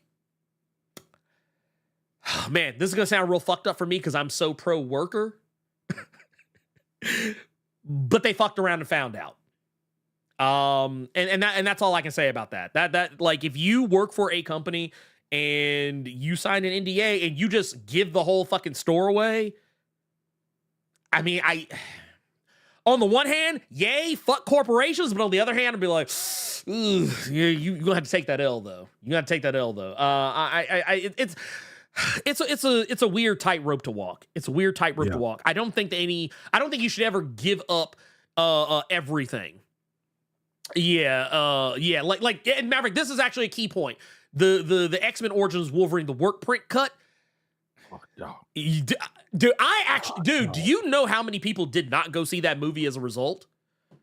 That was a lot. That movie actually got hurt by that. Like that's what I'm talking about. Like shit like that, that's garbage. That's garbage. Yeah, if you're like okay, and like this right here. like Gavin said, like the leaks that build anticipation are fine. Like I even like to use the Deadpool one as an example, like because Ryan Reynolds, he leaked his own shit just so it could get made, and it actually led to Deadpool getting made, as opposed to being left in developmental hell. It's just like it take away the air from the schedule announcement, but like in the long run, it's all gravy. Yeah, and that's the thing. Those are fine. And honestly, man, sometimes companies leak their own shit. But I don't think this was the case. I don't think this one was the case. But yeah, what Gavin was talking about, like with the leaking unfinished stuff and like giving away the whole thing, I don't like that. Man, it comes off so slimy. It comes off so slimy, and man, it also reads like, hey, I want to get clout. That's what it reads like. That's what it reads like. Yes, this did also happen to the Last of Us game. Last of Us 2 leaked, I think, was it like 2 months before it came out? It was like, maybe? I think it was like 2 months before it came out. Like, I'm talking about like all the spoilers. All the spoilers. Like, the story was literally out there. Like, you didn't even have to look for it. But yeah, it's clout chasing. It's clout chasing. I don't appreciate it. I don't personally, I don't care for it. It's not something that I condone either. Like, yeah. I'll put it to you like this. As a person who is a content creator for comics, I take NDAs incredibly seriously. Incredibly seriously. Like, if I, like, case in point, I've talked about this before. Excuse me. I didn't mean to burp out loud. But I get to see previews of some comics before they come out. And I don't put them out on the internet for clout. There are some people who like, I don't think David would care. David Pepos, who writes Space Ghost. And I'm not, and it's not like it's a special thing, like I'm the only one who gets this. No, there's lots of other like content creators and reviewers and stuff like that. But he sends a copy of Space Ghost, like I think a week or 2 weeks before it comes out, and he doesn't care. He's like, yeah, he's like, talk about it whenever the fuck you want. And it's like, okay, cool, all right, friends of the channel, Marewa Ayadeli and Dotun Akande, they give me access to Aquagun. I don't, but with them, I don't like just put it all out there in the ether or whatever, because those are under NDA. And it's like, that's why I always tell people, like, people need to take that shit seriously. They need to take that shit seriously and stop. That is how you don't get re-invited to shit. Yeah, is that kind of behavior? It's that kind of behavior that does it. Yes. It hurts the properties and the mediums if you dirty leak stuff. I refuse to believe you have love for it because you're being a poor shepherd to the material. That's exactly, and that's the thing. If someone tells me, hey, there is an embargo, you cannot put this out here until X, Y, Z, time, whatever. I'm like, okay. That's why I always ask whenever somebody sends me something, I'm like, hey, when can I talk about it? If they say I can whenever I want, I will. If you tell me I have to wait until December XYZ date, whatever, I'm like, okay, cool. I'll set a little reminder and be like, okay, cool. This is when I can do the thing. I can release the Kraken at this point. But I see a lot of people. And matter of fact, I'm not gonna blast him. But there was another. I'm not gonna blast him because he doesn't do anything anymore. But there's a content creator that I used to know who would because he worked in a comic shop, he would get access to comics like stupid early. And wow, and he starts spoiling every fucking thing. Yeah, okay. Because basically what he was trying to do is he was trying to grow his channel, and I respect trying to grow your channel, but he was doing it in a way that was really like, it was skeezy. It was really skeezy. Like, new comic book day on Wednesday. This motherfucker would literally have videos up on like Monday, Sunday, Saturday, sometimes even the Wednesday before the Wednesday the book came out or whatever. Like, just depending on, whenever he got his hands on it. And I thought that was incredibly skeezy. I was like, that's nasty work. That is incredibly fucking skeezy. Incredibly skeezy. Like, don't get me wrong. I get it. It's hard to build a platform. I don't think it's easy. I think if I actually had to start all over again, I probably would not do well at it. Yeah. Because it's a lot of luck. But doing that, matter of fact, man, I don't know if this was real, I don't know if this was real. I'm almost positive Jerry Duggan called him out one time. It's hard, like, because it was on YouTube. It's hard to tell if it was actually Jerry Duggan because, like, on YouTube, you can literally change your name to be anybody. But I remember watching one of his videos and Jerry Duggan said something. Like, I actually was looking at the comments. Because it was for his book. It was for Marauders. It was when Jerry Duggan was writing Marauders. This tells you how long ago it was. But that guy, literally, there was somebody in the chat. They said that the name said Jerry Duggan. I can only take them at their word they were Jerry Duggan. But they literally put that motherfucker on blast in his own comments.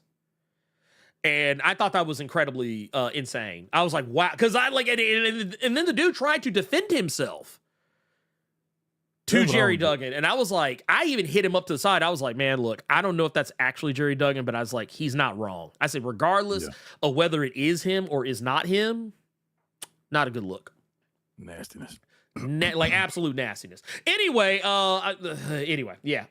let's do this. Okay. I swear, we're getting to the things. I got it right here. We got a question. I think this is this is from Qdoma. I think I can't tell. Put it in the notes. Okay, my man, look at you out here. Love to see it. Absolutely, positively love to see it. I didn't have the thing up, so I wasn't even looking at it. So here. Let's go here. This will be way easier. We got one here from Qdom. It says, greetings, Blerd and Carter. Good to know both of you are alive and well. The question of the day is, who do you think is the most vile villain in literature? Some people are going to hate me for saying this, but my pick is God from the Bible, in my opinion. I mean, look. Sometimes even the people who are good are sometimes often bad. He said God, and that just made me think of Chuck from Supernatural that last season. Like, he was clowning. I almost said one, but I still don't like the idea of spoiling this comic, so I'm gonna leave it alone. But I'm not gonna say that. Carter knows which one I'm talking about, but I'm not gonna say the name of the comic. That said,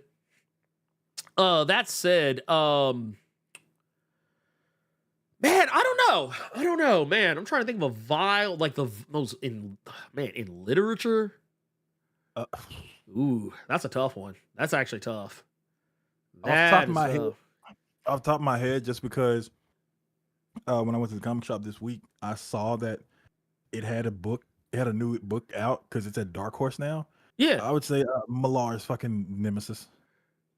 You know what? Yep, that's my answer. That's my answer too. I'm co-signing. I'm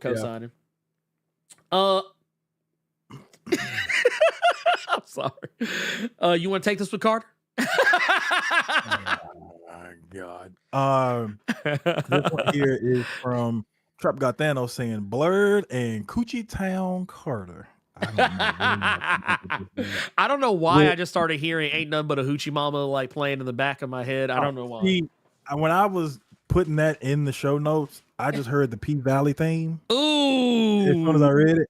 But Blerd and Coochie Town Carter, with Marvel surprisingly doing a good job of building up the supernatural side of the Marvel universe and even having an event focusing on it, meaning Blood Hunt, it seems they're building towards a new Midnight Suns type of ongoing. My question is, who, creative team and character-wise, would you want on the book? I low-key think they're going to put Miles on the team since they made him a vampire and didn't reserve it, and I'm kind of down for that. I'm not down for these motherfucking lights not going up, though. Side note, but a new Werewolf by Night ongoing starts this week if you guys are interested. Also, I might have to take back everything I said about Ultimate Spider-Man. They made Black Cat a Black Queen. I'm back in. What's funny is somebody posted a Twitter link in your comics channel, but how the link showed the image was zoomed in on the Black ass Cat glutes, I will say. So I thought that was pretty funny. But a new Midnight Suns team. Ernie, I'm gonna let you have this one because mine's real quick. I like the team we got in the tie-in series. I like that team. Yeah, I actually wouldn't mind if we got a little more of both Ghost Riders, Johnny Blaze and Danny Ketch, Victoria Montesi. I wouldn't mind seeing Blade on board. And I'm not gonna lie, I love the classic lineup. I wouldn't mind seeing like Doctor Strange if he can ever figure his shit out. I don't know, he might be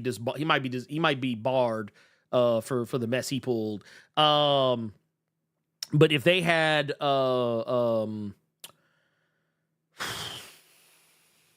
get like Dr. Voodoo. Yeah, put Dr. Voodoo. We don't need Strange. Get Dr. Voodoo. And yeah, maybe I'm not gonna lie, Brian Hill did a good job of the book. The only thing I was kind of mad about is that I hate that it didn't tie more into the direct events of Blood Hunt, considering how much it was teasing the identity, or not the identity, but the fact that Blade was possessed. I felt like maybe Midnight Sun should have had a little bit, like, because like the first issue did really good. Second issue was like, oh shit, Blade showed up. It's about to go off. And then you realize Blade's actually not going to hang around for the third issue until like the very ass end of the book. So it was just like, honestly, I'm not going to put the full fault of that at Brian Hill's feet, but I will definitely say I would like to see him cook a little bit more, because he seems to have a mind for writing that corner of the universe. And I think that, maybe that might, if you're going to do it, just let him do it. But for an ongoing, y'all know what that means. 10 issues. JWR 2.0 says, what's up, Ernie and Carter? Gotta say, 2024 has been a damn good year for animated superhero content, maybe the best we've had for a while. Invincible, X-Men 97, Moon Girl, Devil Dinosaur. I forgot, I think they had another season just come out. My adventures with Superman, Batman Cape Crusader. Which of these has been your favorite thus far? I'm gonna let you have this one. What you thinking? Ooh. Man, I'm not gonna lie, nothing had me quite like X-Men 97. I'm not gonna lie. I'm not even gonna hold you. And here's the thing. That's a tough one. That's a fucking tough one. Let me tell you how it's not a tough one. Did Invincible have a reference to Different World? It did not. It did not. Okay. No. Did My Adventures with Superman have a Different World Easter egg cameo? Nope. Okay. Did we see any college-educated individuals on Different Worlds level on Batman Cape Crusader? No.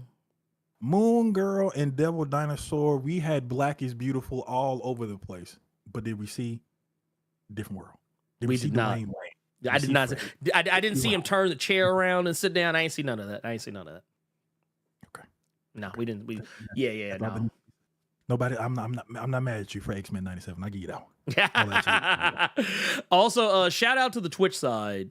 We got one here from Fred Fraser 1 says, Carter, thank you for not spoiling the Power Fantasy. My LCS in Manhattan Beach said it was delayed a week. Carter's in SoCal too, so I'm kind of salty. His shop had to book it. I wonder if it was delayed anywhere else in America. Actually, okay, so here's the problem. It's sold out. This is the problem. It's sold out. I actually was reading this on where was it? I think it was on, I saw it on Threads, actually. Yeah, I think I saw it on Threads. Yeah. Because it wouldn't have been Twitter. I haven't been on Twitter. It was on Threads. I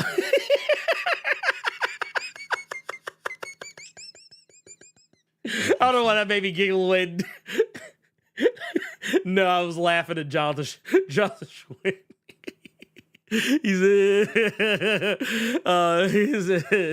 Cenobites are from Hellraiser. Cenobites are from Taco Bell.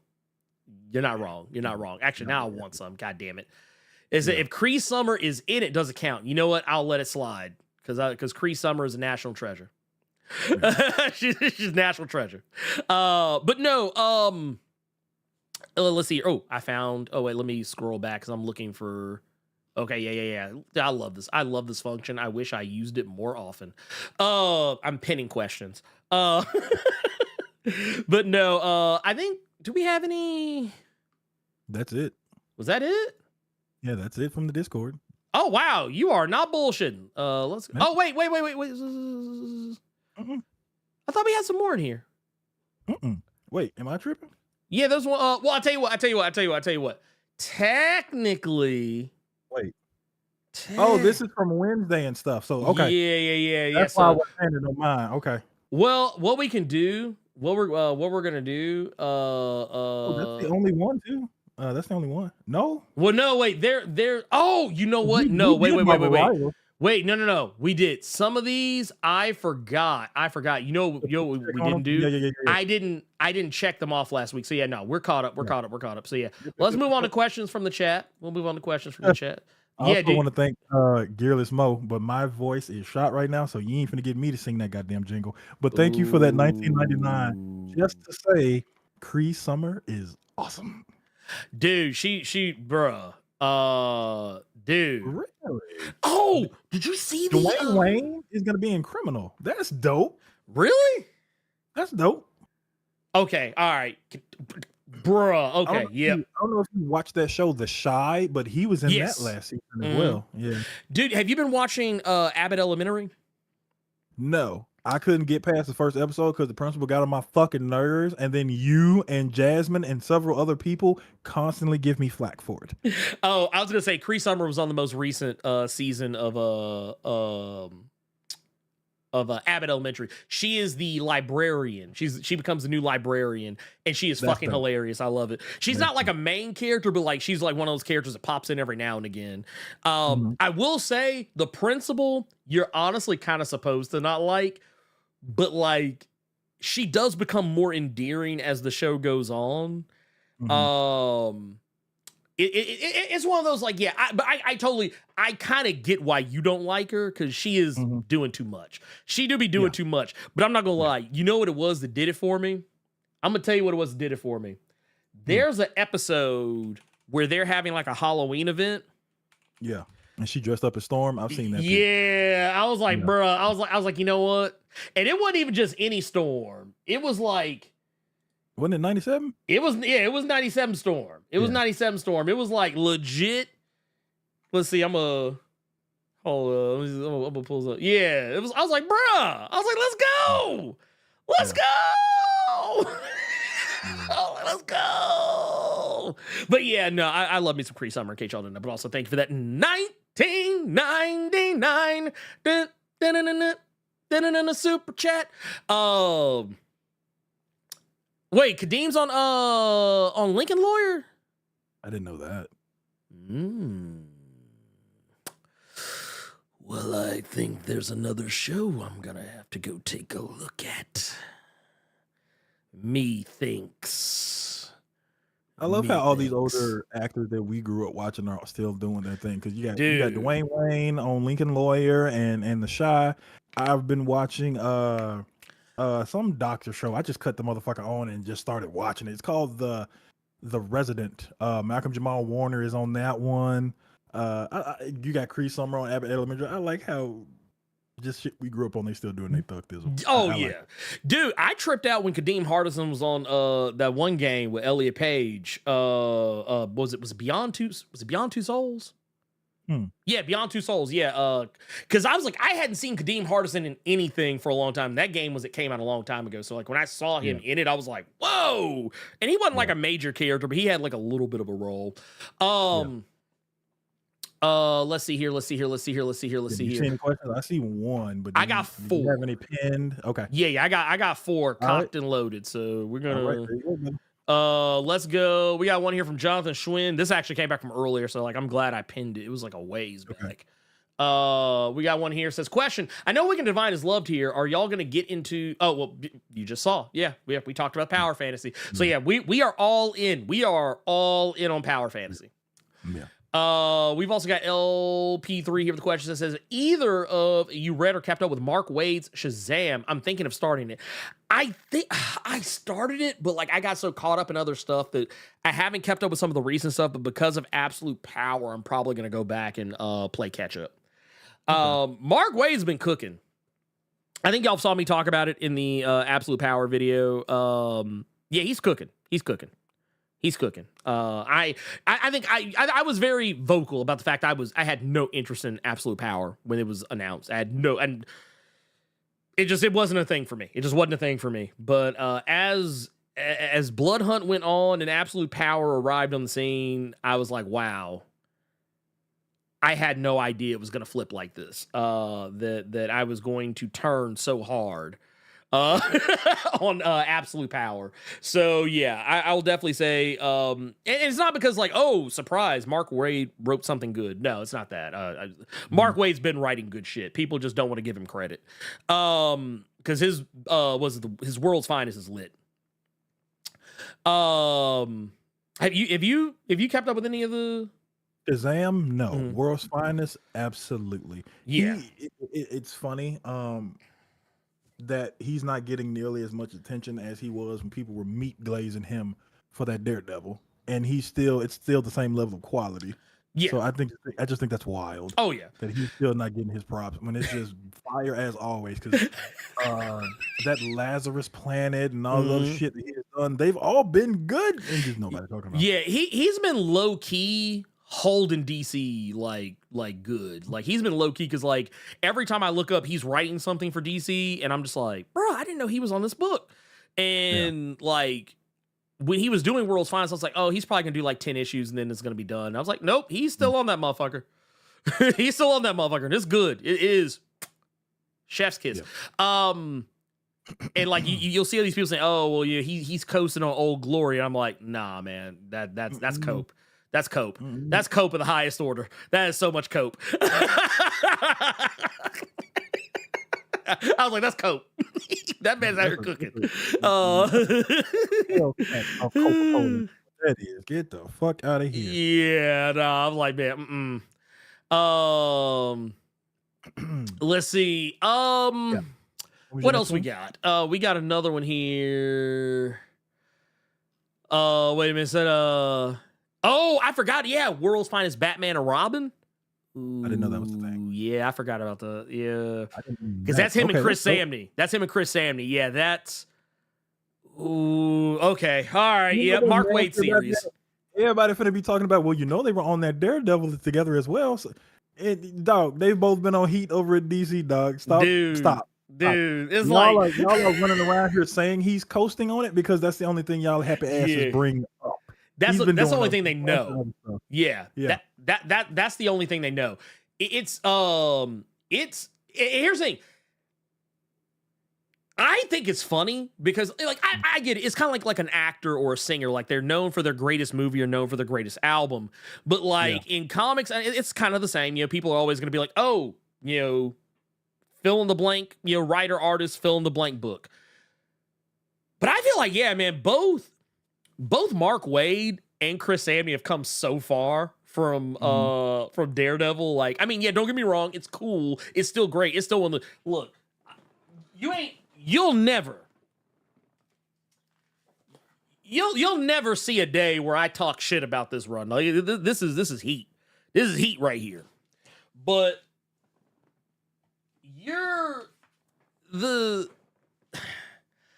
they have both been cooking. Like hell, here, I got this right here, bam. Firepower. This is Chris Samney, right here, on art. Is that a hardcover? Yeah, it's a hardcover. I didn't know there was a hardcover. Mm-hmm. I think there's one more coming out. Okay. And,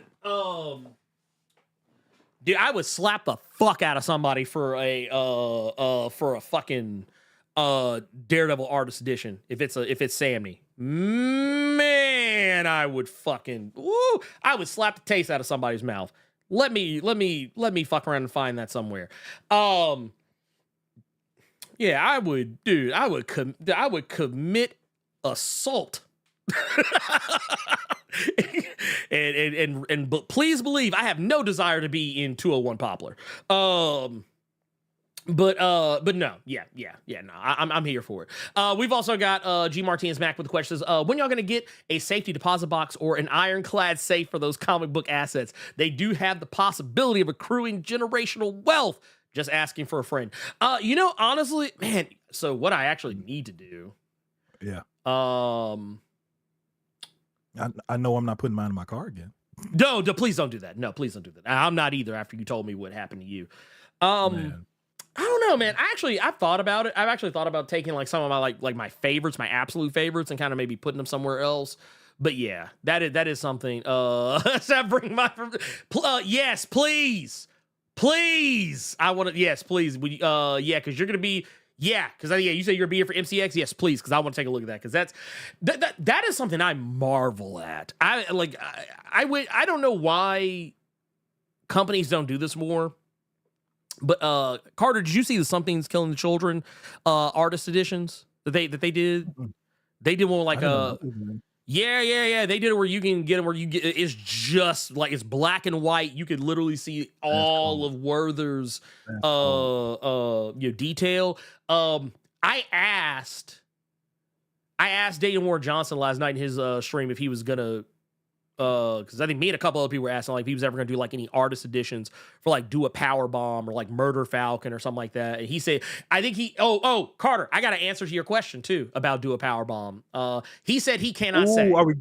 He said he cannot say. He said he has no. He said he can't talk about it. That's or pretty much he said because the trade. My hardcover, dude. My hardcover. He said the trade apparently is selling so well that they don't know. But he said he can't it's on say. my fucking shelf. I know it is, but I still want a hardcover. Oh no! I told him. I said I would buy it again. I will buy it again if you. I was like, if you put it out, I said. There are people out there who will buy that shit. And the thing is, I think people underestimate the power of an artist edition because like as an artist, I like seeing, and also having the notes and stuff too, like what the artist was, dude, man. Anyway. But yes, please bring that with you. Bring that with you because I love seeing that shit. Detrick Morton says, do you think Julie McMahon coming back as Dr. Doom or casting someone like, Daniel. Ooh. Daniel Gillies. Yeah, I don't know who that is. That was the gentleman that played Elijah Michelson in the originals. Do you think Julian McMahon coming back as Dr. Doom or casting someone like Daniel Gillies to play Doom instead of RDJ would have been better? So something that I have always said is that Julian McMahon was a great Dr. Doom in a bad Fantastic Four movie. Yes, not one, but two, and Daniel Gillies, I was not thinking about. I've made my opinion known on that. Mads Mikkelsen or Vincent Cassel, who they made him look like in Infamous Iron Man. But Daniel Gillies would be a fantastic choice. I would just have to see him just say, "Calm down, Marcelo. Calm down, Marcelo." I haven't seen that one time.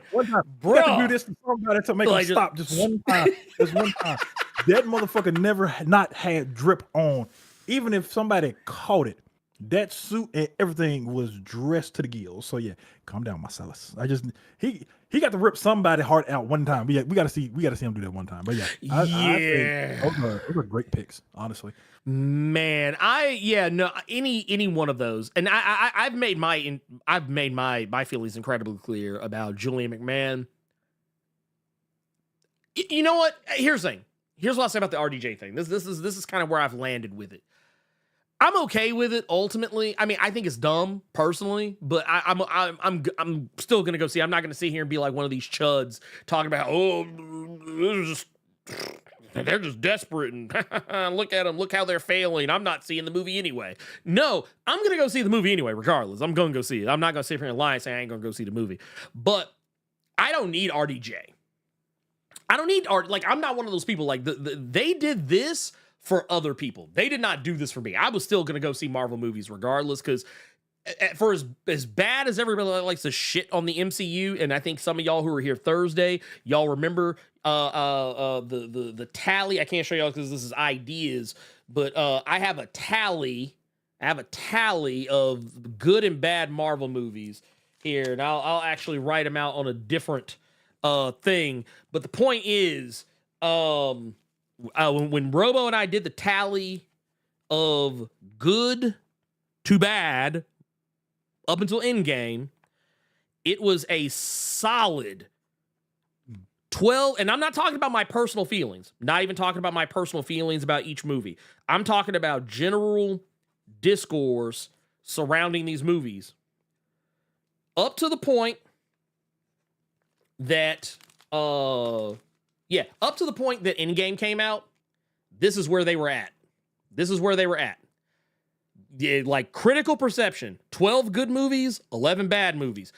But for me, I actually only think maybe Marvel has about 2 or 3 bad ones. Like legitimately bad ones. Like, and even their legitimately bad ones are better than most things.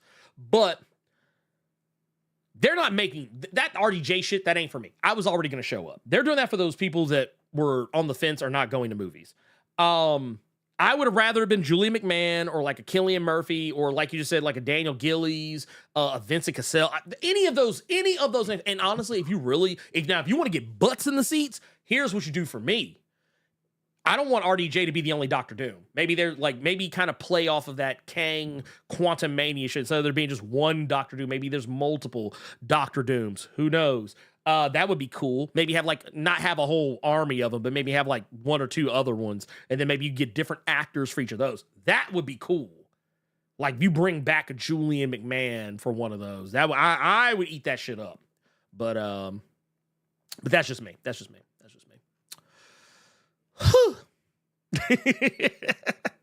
I think that's it. I think we've double checking. Yeah, I think that's enough.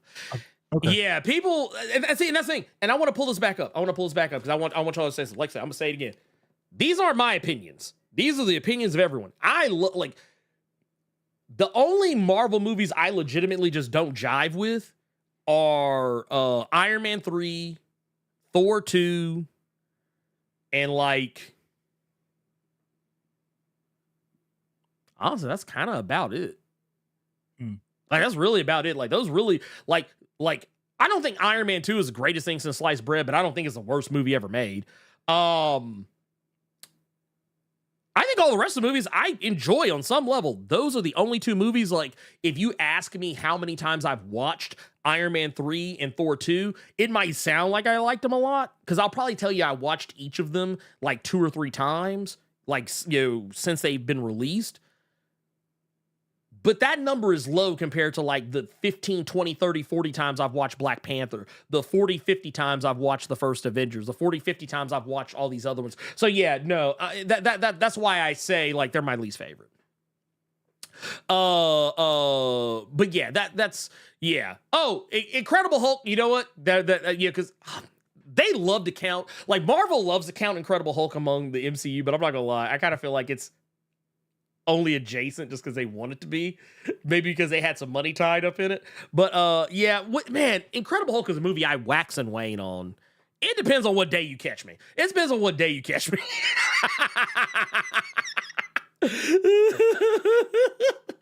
It depends on what day you catch me. You catch me on a good day, I might be like, it wasn't so bad.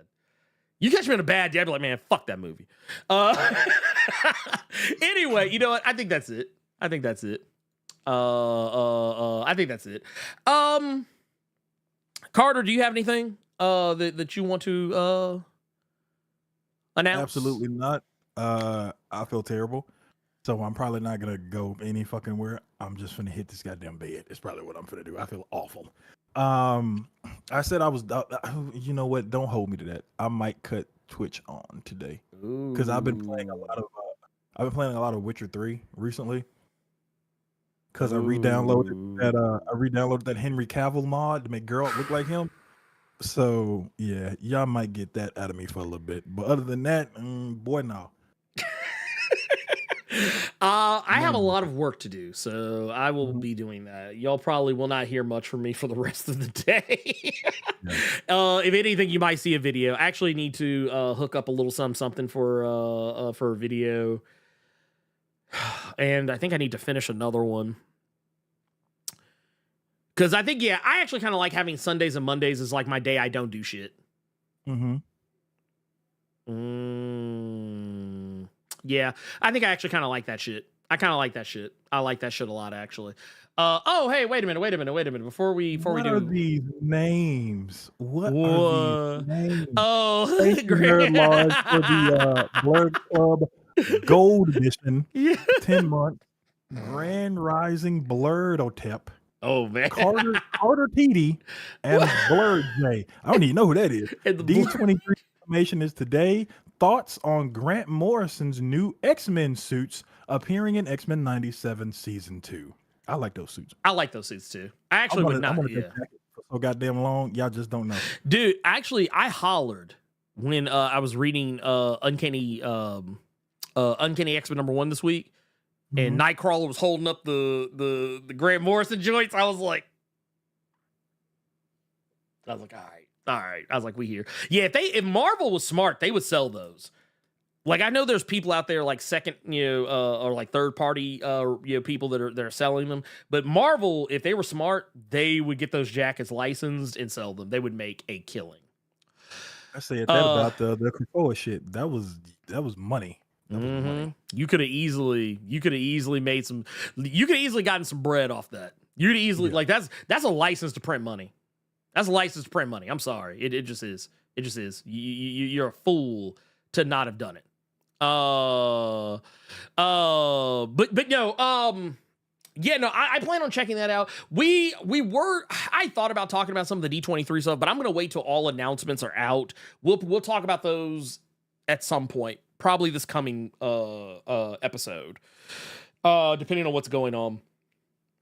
We'll probably talk about all that stuff. Cause like I have thoughts and opinions. I've seen the bootleg version of all the trailers. The ones that didn't get released fully. I think Carter, he's seen some from multiple angles. I've seen some from a couple of angles. But yeah, I want to wait till we actually get it like full on, and then we can kind of really dig into it. But I will definitely say they're off to a great start. Lisa, you gonna be on Balatro. Dude, that might be what you could do. You could, because you say you're playing on your phone though. It's on my phone though. Oh, okay. I'm about to say my battery is 80%. Oh shit! So that could be a possibility. That's a solid. That motherfucker gonna be on stream playing Balatro. That's all he gonna be doing. Don't play. Oh, don't even lie. Stop lying.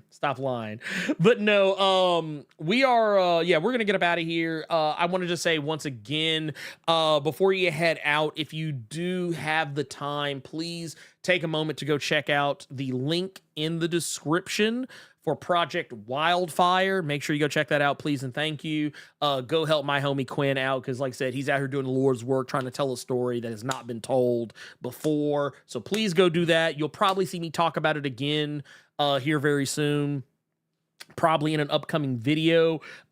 Stay tuned, because there will be a video for Avengers number 17 coming out. I'm going to be talking about my thoughts on Storm joining the Avengers and the reasonings behind why, and maybe give a little more context to what's going on with Hyperion returning.